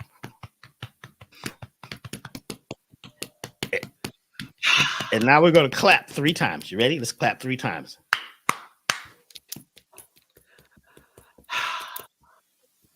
And clap your hands 3 times. Yeah, I know you're really tapping. Clap 3 times. Or you clap as much as you want, but you're celebrating. All right. Now check your number. Check your number after doing that. What we just did was change the state. By rolling your eyes, it's like fine. You're not pointing to any one file in your mind computer. You're scrambling it and zeroing everything out. This is the reset that we've been talking about. Yeah. So you're reset now. When you tap on your chest, it brings up courage. That's why the gorilla taps on his chest. And it says me, me, me, me. It's about me first, me first, me first. Then when you clap, you lock it into the body. Yeah. That's how you raise your energy really quickly. So in our class that we're doing next Saturday, we're going to show you lots of those things. And I know Iyanla, you got your you got to get your name together. Iyanla. You know, for years I couldn't say your name right. It was like nobody can. I was dyslexic, so it was really, you know what I'm saying? I agreed that I was dyslexic for years. So I let that go. Yeah. So you see the numbers coming in. Yeah. Excellent. Somebody went to 10,000. Simple. Just that simple. It's so unfortunate that, we've been taught to do everything from an external perspective. So, I am a certified tapping instructor. Yes. So I do a progressive emotional freedom, and we tap all of those places and do the eye roll movement. And also you can use your fingers where all your nerve endings are. Yes. And this is hidden. It's hidden. It was made forbidden knowledge, but it's hidden knowledge. So I appreciate you. Thank you so much for bringing that forward so that people can do it. And this question, being in charge of your life, if you really want to be in charge of your life, as you said earlier, please know that you've got to be willing to embrace some things you never even heard of. How many people heard about roll your eye? Because my grandmother taught me, don't you roll your eyes at me. Woo. Are you rolling your eyes? Not understanding that rolling my eyes was rewiring my brain. Yes. So you say some craziness to me and I'm rolling my eyes because my soul doesn't want to receive that. That's right. But I get popped in the mouth or slapped or punished for changing my brain. And so now here it is that's a technique. So be willing to do some new things and be willing. And this is hard because so much of what we've received from the people that we know and love, there's a part of us, that little kid, the 5-year-old, 7-year-old, 9-year-old, doesn't want to rebel against what we were taught. So we have that internal battle. Let me tell you a real quick, funny story if you got a minute. Yes. You got a minute? Yes, we do. So my mom used Brillo soap pads. I grew up with the little pink Brillo soap pads. And when I became an adult, of course, she used gold medal flour. I used gold medal flour. She ate Hellman's mayonnaise. I ate Hellman's mayonnaise. She used Brillo. I ate Brillo.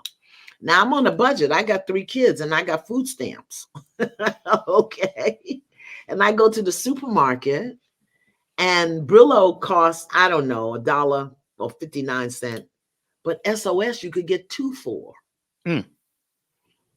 And SOS, is round and blue. I was in the supermarket weeping because I was being challenged to defy my mother, my stepmom, to buy these SOS soap pads where I could get 2 boxes on sale for less than I could buy that box of Brillo. And what came up for me, to move out of that box, to move out of that matrix, literally had me weeping and paralyzed in the supermarket. But I was aware enough to know that I needed to process that myself through that. How many times a day we're not current because we're still living in a matrix given to us when we were children? How many? So that's the kind of awareness that this class will bring you to help you. And you don't have to go back and tell a story and be mad and upset. And we don't have to do that anymore. Factory reset, vibrational autonomy. When you identify it's a problem, stop, breathe, address it right then and there. That's how you take control of your life. I was in a business class many years ago. And at the end of this course, they taught folks how to start their own business. And at the end, they had people that can give you loans, even if you had bad credit, everything you needed to start your business. They had the people there. And they said, okay, you've done the course. It was like 2 weekends. And they said, now, they called half the group in the room. And they said, okay, we want you to go out and celebrate your new business and just do your thing. Just go, go, go. And we'll see you here in a year. Then they sent that group out. The other half, the half I was in, they said, don't tell anybody about your new idea. Don't tell anybody involved in this unless they're involved and they're helping you with it. Don't tell your friends. Don't tell your family. Don't tell your neighbors. Ain't that a song? Don't talk until it's successful. In fact, when it's successful, the people will see. We came back in a year. This was back in the late 80s now. The people who were just said, just go out in the world, they went and told everybody whatever they were doing. Only 2% of them were successful. The other group who kept it private, their ideas about life, 98% of them were successful. Yeah. Now, remember, in this meeting, they had everything you need, loans, everything. But what happens is we begin to leak. So why don't we all just, even this day, this conversation we're having, keep it private for a minute until you begin to use some of the techniques. Ashe. Don't just run off and tell everybody about what you just learned. Now, you can say, well, there's a great situation, but don't try to say what you learned, because what you learned is what you learned, and what you heard is what you heard, and everybody's perspective is different. But you haven't learned anything until you put it to use and your behavior changes. Just because you heard it, it don't mean anything. But we like to go tell people. The ego is huge. So, I remember when I stopped eating, chicken. It was a deep thing because I was out fighting chickens. First of all, I could smell them everywhere. It was chicken places, chicken factories just popping up, right? Chicken commercials, right? And I would go to the family events and just talk about the chicken. After a while, they didn't even want me to come no more because I become like a religious zealot. You know what I'm saying? A chickenaire. I used to talk about chickennaire's disease and all the things about chicken. And I realized, I said, I'm tripping here. I got a huge ego. They didn't ask me anything. Stop destroying other people's lives. Mind your business. Do your thing. And you become the thing. You become the proof. You become the living crystal. And other folks will ask you. Yeah. Is there something, Iyanla? Yes.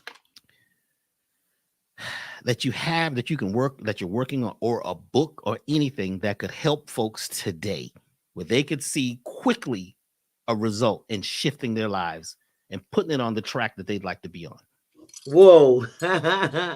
Well, first, the Invisible 8 Book Club for Men. We're going to walk through 2 chapters of that book a week.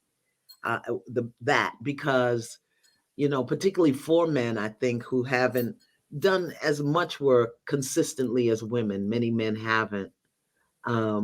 They just need a community. So the Invisible 8 Book Club. I also think, you know how you're bad about winning? I'm bad about promoting. I got so much content. I don't even know what to say. But for me, I think forgiveness right now, as we shift into this new dispensation of energy, transforming our nature, the alchemy of change, the shedding of tears, the moving up of through tears. We're going to talk about that too. Forgiveness, because otherwise you're going to get caught up in the story. I have a beautiful book, a 40-day process on forgiveness. That would be where I would tell people, because you don't have to forgive the person, Dr. B. You got to forgive the thought. You got to forgive the belief. You got to forgive the feeling. You got to forgive the experience. And not only forgive it, but forgive the way you participated in it. I forgive myself for believing that I can't trust God. I forgive myself for believing that God doesn't hear me when I pray. I forgive myself for thinking that I can do what I want to do in life and then God will fix it. I forgive myself for the secret thoughts I have about God, and yet I'm still praying to God. I forgive. Okay? That's the level of stuff we got to be. It's not, I forgive my father for not being there when I was young. No. I forgive myself for thinking. I forgive the belief that, and I forgive the people that imparted this belief to me, and I forgive myself for holding on to it. That's the kind of work we have to do, not just this mamsy-pamsy forgiveness of, I forgive my mother for not being there. I forgive the man that raped me. I really want to talk about sexual abuse for a moment. I don't know why. God forgive me. No, Yes. okay. Help me, Holy Spirit. My uncle raped me when I was 9. And I didn't know. I didn't know what that was. I didn't know what it was. But I know I didn't like it, and I told. And when I told my aunt what my uncle had done to me, she confronted him. She called me into the room and she confronted him. And he said it wasn't true. She's lying. And she sent me back upstairs. I don't know what she said to him. And never again was another word ever said about it. Never. But what she did was, my aunt was a bingo player. So every Saturday she went to play bingo. What she did was she would never leave me in the house with him again. I was the baby. So I either had to go with my sister, who was 16 and hated dragging me along at 9, or my brother, who was 12 and hated dragging me along. And so if I didn't go to bingo with my aunt and sit in the lobby while she was playing, eating and drinking and reading comic books, I'd have to either go with my sister or go with my brother. So I became the problem to everybody. I became the problem because neither my older siblings wanted to take me, and my aunt had to watch me. So because my uncle raped me, I became the problem. Take a breath, y'all. So very often when we experience a sexual abuse and we make up, if I hadn't gone in the room, if I had done this, we become the problem. Yeah. And then we also get angry because we weren't protected. I didn't even know what that was called until I was 13. And my stepmom asked me, has your uncle touched you? I don't like the way he looks at you. Did he touch you? And we were in the Horn and Hardart automat, and I lost it. Slid down to the floor, the sniveling ball of flesh. Because my soul knew that I had been violated, even though that I didn't have the language. Still, she raised that. We didn't deal with it. I was 30. So for 20-something years, I carried that in my spirit.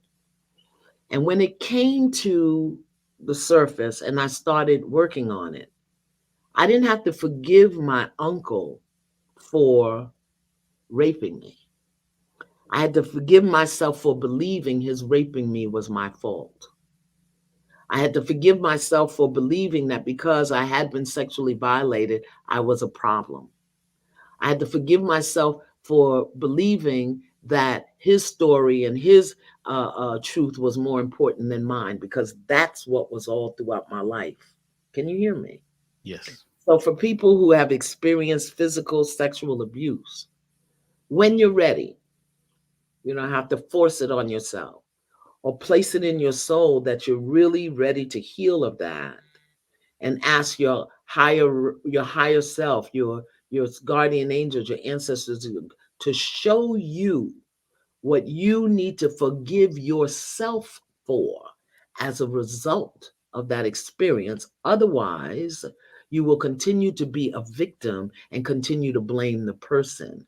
When, here's the hard part, clutch your pearls. These are pearls for clutching. It came into your life for a reason, something your soul needed in order to heal. Don't make it about the rape or the violation. Make it about your soul's evolution. One of the things that I've learned as a spiritual technician is that people who experience violation, particularly sexual violation, because that's so personal. So those are old souls who need to pull on years and repetitive incarnations to get to the healing. Okay, what do I need to forgive myself for? What was that? What are the thoughts? What are the beliefs? What are the behaviors that I need to forgive myself for as a result of having that experience, not as a result of being raped or violated? Yes, that's the physical level. At the deeper level, there's a lesson in there. I don't know why Spirit brought me to say that. I'm sorry. In the subconscious alignment technique that I teach, we create a goal statement, something that you desire. And it has to be first person, positive, present tense. First person, positive, present tense statement. We teach that in the class that we're teaching next Saturday too. And there's a very powerful mantra that takes us right into this zone where we release, we break. It's like, tearing the tear from the wheat. You know what I'm saying? Breaking the shell. And write this down. I forgive myself. Yes. My family, Mm-hmm. and others for imperfections. I forgive myself, my family, and others for imperfections. I'm going to say it again. I forgive myself, my family, and others for imperfections. The key word here is imperfections. Nobody's perfect. Yeah. No one. And once you release the feeling of somebody did something to you and you blame them and you take it personal, that's 4 agreements, right? Then it becomes you. Another thing, did you know that the subconscious cannot perceive or conceive of anything outside of itself? I remember when I was in class, when the teacher said this is all I heard that day. She said it in the morning, so I wasn't there for the rest of the class because I was, just taking this in, that the subconscious cannot perceive or conceive of anything outside of self. So when you say they or him or her, or you talk about anybody out there, the subconscious thinks it's you. It's you. Yeah. So even though you're saying somebody did something to you, you have to forgive yourself. Because like you say, a lot of times we end up blaming ourselves for being the problem now. Yeah. We don't have to identify what we're forgiving ourselves for. That's too much work. Yeah. I forgive myself. My family. Don't have to go into any particular part of the family. Your world family, your human family. Well, let me hold that thought, because this is important. When you say my father, the universe doesn't register possessive pronouns. Yes. You're saying father. Yes. So if you think Godfather, if you think your father, God is father. So whatever perceived issues you got with your father, you also have with God. Yes. When you say my mother, any perceived issues you have with your mother, you're also thinking the mother, divine mother, which is the heart. So you don't have to have had a father in your life or a mother in your life to have issues with your father and your mother. Divine mother, universal mother, divine father, universal father. Thank you. I just wanted to throw that in. So this mantra, if you say this every day, and here's a good exercise. Write it 7 times with your right hand in your handwriting. Do not type it on a keyboard. It must be scoring. Write it with your handwriting 7 times, and then write it with your left hand 7 times. That's right. Because they're both programming it into different parts of your body, your brain, and even your, what we call the magnetosphere around you. Write it 7 times with your right hand, 7 times with your left hand. Now, one of them may look a little ugly. Don't worry. It doesn't need to be perfect. There's no perfection in life. You're just scoring it 7 times every day. And here's how many days? How many days? I'd be doing it from, some of us need to be doing it from now on. Well, you'll feel at least 28 days. Yeah, I would do 40, because it takes 40 days to change a habit. It does. So we start with at least 28 days, and that's a moon cycle of Yes. circadian rhythm, which That's now the body says we can do this automatically. You okay. see, and then the other time is do this during what we call the seed time, just before you go to sleep at night when you're Yes. laying in the bed. Yeah. You're about to go into that place in between sleeping and awake called the theta state. That's where Yes. meditation and everything happens. Now, if you're sitting here and you're thinking about all the things you didn't do, all the people you blame, what you got to do tomorrow, and you're just going on and on, your mind just is so busy, you're planting seeds in the fertile subconscious mind, which when you're resting, you're feeding that, you're watering those plants, those ideas, those seeds that are going to grow and flower the next day. Yeah. So we're going to change the track of the subconscious by now putting this statement in. So you repeat the statement over and over.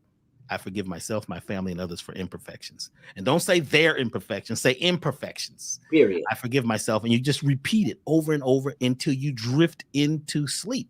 That begins to seed the subconscious. I guarantee if you do that for 7 days, on the 8th day, your life will be totally different. This is only the first. These things work so they're not easy, right? They're simple each night. And as you're saying it, other ideas are going to be coming. Oh, don't say that. And we talk about that in a class that we're doing next week about the saboteur syndrome, where there's a part of you that's a bodyguard that's going to try to fight you all the way. You know, we don't believe in that stuff. That's that woo-woo stuff. And what that ain't in the Bible. Actually, it is. But you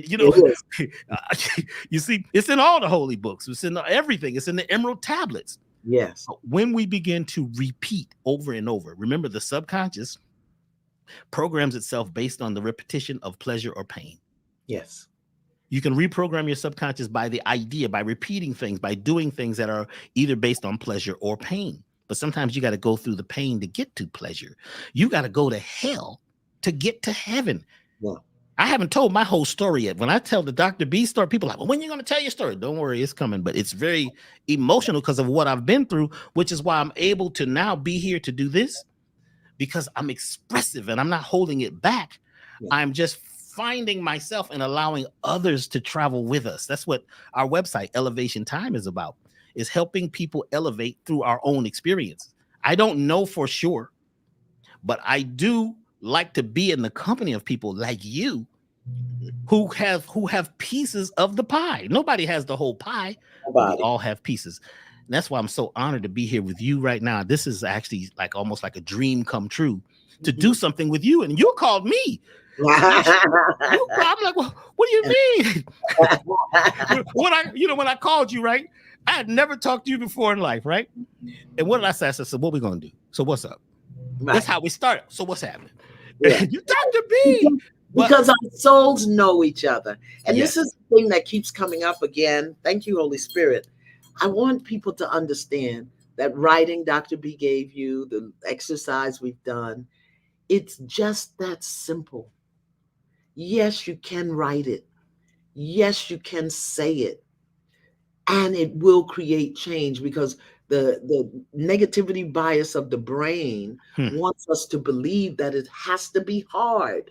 There are some things that we like hard, but everything don't have to be hard. Okay. The negativity, it can be that simple. And that you're going to have to embody to begin to take total control of your life. You can think it, you can speak it, you can say it, because of the image and likeness in which you were created.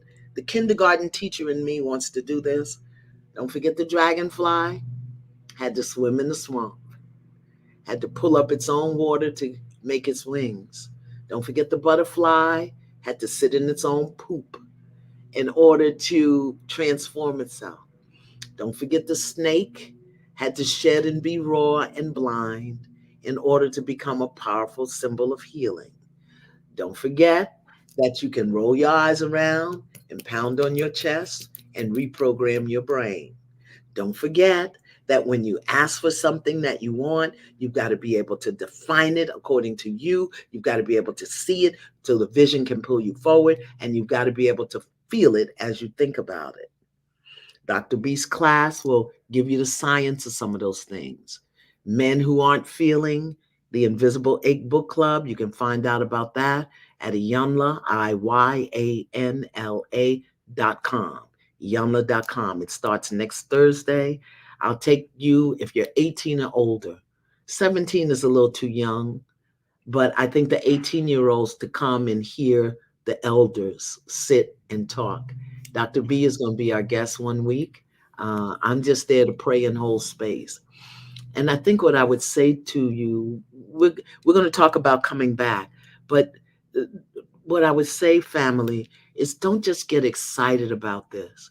When you get off of here today, before you run and tell and go and then shift from here, sit for a minute and ask your higher self to anchor in your being, in your body, the parts that you need, the parts that are good for you, and to grow them. Plant those roots and grow them so that this doesn't become just another thing you heard and saw and did, but you become an active participant uh, uh, in the transforming your nature in this time of this factory reset. Nobody's going to save you this time. Nobody's going to do it for you. It's got to begin. You've got to begin within. I just felt the need to say that, Dr. B. I'd like to also say that the word, a lot of people say, well, Dr. B, you're a great healer. I've never said that I was a healer. I could say I am healing. But now I'm looking at the word healing and realizing that people are using it so much. Yeah. Let's say grow. I'm growing. Yes. I'm looking at the trees outside right now and I'm watching them, and none of them are trying to bend over and get the old leaves off the ground. You almost made me spit my juice. One day I want to do anime, and I'd like to animate this stuff, to show the tree, the crazy tree in the forest is bending over, attempting to pull up its old leaves. It let those leaves go. We've got to leave the stuff that we used before alone. Even though it may have been useful, we've got to let go and start something new. And the one thing about the trees and most of nature is it's constantly expressing itself. Yeah. It's moving upward. And for a tree that has to go up, it also has to go down in both directions. But it must leave some of this stuff alone. Yeah. And these are the techniques and things that we're showing now that we're talking about that can help people leave some of that. It's never going to be gone, but they're on the ground and they're mulched up and they become part of the soil. And the mycelium, the mushroom, take it and turn it into new life. If we can take our stuff and learn to compost it, and begin to create new life. We all have that opportunity now. This is the first time ever. The people that are on the planet right now, we have never been here before. No. This is a brand new place. We're in even the North Pole isn't the North Pole anymore. It's shifted. Yeah. Everything's changed. So we have an opportunity right now together. Even this is a great symbol. You and I coming together to create this space, to create this vortex of energy. Is what we need. We need the yin and the yang. We need it all. The good and the bad, the heaven. We got to learn to take heaven and transmute that in, or take hell and transmute that into heaven. Yeah. So that's what we're doing here. It's about, transmuting those energies. It's about, learning to, be the transformer. Stop waiting to be transformed and become the transformer. So transforming your nature, the alchemy of tears, tears. Two different types of tears we're going to talk about coming up soon. Terraces, tariffs, and the tare. Yeah. This is the beginning of a series that we're doing. So make sure you're on our email list. And please, can somebody put your contact information in the chat room? Somebody like who? I don't know how you do it. Oh, wait a minute. Let me see if I can. You type it in there? I think so. Because I was, I wanted to I'm about as technical as a donut hole. Uh-oh. I don't know if my team is on here with me, because I do have somebody that usually does this stuff. Now, I think there's a way that you can do this. Is it Iyanla.com? No, listen, I can't even, no, it's just Iyanla.com. IYANLA.com. And you can find everything I do there. People don't even know that I have a whole school. School's 34 years old. Really? Because, again, like you are about winning, I'm like about promoting and marketing, but I'm trying to get better. The Holy Spirit has been working with me, because now is the time. It wasn't when I was on TV. It wasn't when I was writing all of those books. Now is the time for this intimate connection. That's why, Yanfe's doing it. Okay, there you go. Thank you, Z. Thank you, Z. Yeah. Iyanla.com. That's where you'll find the invisible ache. I'm going to do a waist bead workshop for women, teaching women how to make their waist beads with gemstones, so that we can begin to ground our center. People are wearing waist beads hanging over their jeans like it's a fashion statement, and not even know that if you make them with gemstones, you can do things, balance your energy, open your heart, clear up sexual abuse. When we do them, I want girls, 9 to women, because depending upon the gemstone, that depends upon the energy. You can find out about that at iyanla.com, or sign up for my mailing list. Also, those people that want to become spiritual life coaches, um, our coaching program is open. Our ministerial program is open. Inner Visions Institute for Spiritual Development, particularly spiritual life coaches. And if you're a coach, if you're a therapist, if you're a guidance counselor, I really want to invite you personally to learn these spiritually grounded coaching skills, so that we can begin to have a language that we're spreading out all over the planet. Those who control the words and images control the minds of the people. So I've been here, like you, Dr. B, working quietly. People think that I'm not around because they don't see me on television. My best work is not on television. My best work is in the classroom, because I am a teacher. That's my genius. That's my ascended mastery, to teach. And I believe in the Cometian definition of teaching or education, which is not putting in, but drawing out. So my mastery is to draw out of you that which your soul already knows. So there's my email address. And, if you just get on the mailing list, we'll send you what you need to know. And let me say this. I want to talk to all our Starbucks drinkers, all of our Chick-fil-A buyers, all of our Chipotle buyers. Not that I have any issue with that stuff, but those who frequent those places very often. I'm going to ask you to give up all but 1 cup of Starbucks a day, because if you're drinking it, I ain't going to tell you to give it all up. Do 1 a day. If you go into Chick-fil-A, give it up once a week. Eat one wing. Right. One wing. Well, they ain't even got wings. They only got breasts. Uh-oh. On the breasts, And if you go into other places, whatever the other places, I'm not calling those places out. Please forgive me. And don't sue me because I said that. But I know these are just places people frequent. Give up all but 1 a week, and take that money and invest it in your transformation, healing, or growing evolution. Wait for Dr. B's class. Come do the waist bead workshop, or anywhere. I don't know where you go, but go. And don't look at us as teachers and healers, or whatever you want to call us. Oh, they just making money. Because that's what people say. I have a line of natural products called Masterpiece. And everything's made with black soap, essential herbs, no chemicals at all. And the things that people have said about me selling soap. First of all, it's not a soap. It's a body cleanser. It's all natural. It doesn't have deodorant. But it's like people think that we're not supposed to be compensated for our time, our energies, and our services. I have paid more for classes, trainings, workshops, materials. People don't know I'm a licensed hypnotherapist, that I'm a licensed EFT practitioner, that I'm a sound energy healer, but they want to see me on television. Come on, people, shift that. Wow. Shift. I didn't say a bad word. Dr. B, the experiences that you've had with music, with your travel, that you're now bringing into a focused place to support people's growth. You can't pay me they can't pay you for that. They can't pay me. But I still deserve to be compensated for my time, energy, and attention.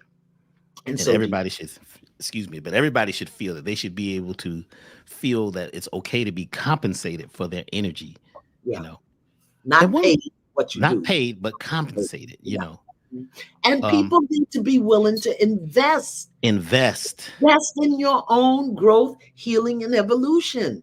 You've got to be able to invest, because if not, it has no value. You invested 12 years in a relationship with Boo Boo the Fool, and you're going to benefit from the lessons that you got. Could you invest $100 in a class with Dr. B? And it's less than that. Okay, whatever. Mine too. But I'm just saying, we will pour into things and then spend 20 years and upset about them when we won't invest, make the choice, a belief under transition, another new decision. Choice is my power. Let me choose to invest in this, because sometimes when it's given to us, Dr. B, we don't value it. And you give a lot. You give a lot. Listen, how much would somebody have paid us for these 2 hours? And I gave you 2 hours and 10 minutes. I'm getting ready to get off of here. How much is this worth? It's priceless. It is priceless. Okay. So make the conscious choice, beloveds, to invest in yourself. Dr. B, we're going to be back. Tell them when we're going to come back. I'm not sure. What was the date? Did we write some dates down? You asking me, Dr. B? I told you my memory takes periodic naps throughout the day. Well, if you go to Elevation Time and get on the email list, yeah, you're going to send out an email. So that's the easiest way. I was supposed to, I was so frazzled today. It is the first Saturday. Well, no, it's the first Sunday. We're going to go to Sunday. Yes. It's the first Sunday. In May. In May. In May. May 5th. May 5th. Thank you. May 5th, and then June 9th, and then July 14th. Yes. I did that because I had it stored right up here in my brain. See, there you go. I can't find my brain. I lost it this morning. One last question. Yes, my love. Did you start the parasite cleanse yet that I sent? Yes, I did. I got some of my juice over here. Listen, I was talking to my parasites the other day. Get me behind me. Get me behind me. And I eat pretty well. My big thing is the water. But I had to drink water with your parasite thing, because they was acting like I had cussed their mama. And I was you need to get thee behind me. Yes, thank you so very much. And this is the right time to do it. And I'm growing a new body. So, but at my age, listen, I'm so grateful that I feel good. I don't take a pill. When I go for like my annual checkup, they're like, what meds are you on? I'm not on any meds. No. Do you take med for this? No, I don't take no med for that. Well, do you do? No, I don't do. How old are you? 70. And you don't? No, I don't. Okay. And I don't have to. I wasn't programmed to do that. That's why I never had a hot flash. I went through menopause. I never had a hot flash. Why? A, no woman in my life ever told me about menopause, so I didn't know what to expect. And B, the one experience that I did have, I told my body, don't you ever do that to me again, ever. Whatever that was, we're not doing that again. So you can really program yourself. So thank you for my parasite cleanse. Thank you, Holy Mother, that I didn't have to have hot flashes or night sweats or mood swings. And thank you that I'm 70 and can still touch my toes. Congratulations. We need to celebrate more. We got to celebrate, vibrate those cells so that serotonin and that oxytocin, they all come together and they say, yes, we need more of this. So let's celebrate our lives. Yeah. So this has been day 1 of transforming your nature, the alchemy of tears, terraces, tariffs, and the tare. I'd like to thank you very much. It's been an honor to be here with you at this particular time. I mean, I've got to go and watch this again because you be on some. I've never seen you not be on some stuff. I don't care where, and I never hear the whole thing. It's just a little piece that you say that says, "Oh wow, all the alarms go off." That's it. So I'd just like to thank you and your family, your ancestors for being here at this particular time. And I'd also like to thank all of you who have come, who have invested this time. And if you invest in something, always say return 1,000-fold. When you sign your check, say return 1,000-fold. If you give a donation or if you purchase something at a store, say return 1,000-fold. And that currency will come back to you. So you send out what you desire to come back. Mind your business, and business your mind. Yes. And I think what I would leave you with, beloved family, is this is the time. And you are the moment. Thank you. Thank you very much. Thank you. Thank you. Thank you. Thank You you. all Thank you. really, really soon. Much love. And travel light. Most of that luggage is not ours anyway. Yeah. Bye-bye. Talk to you soon.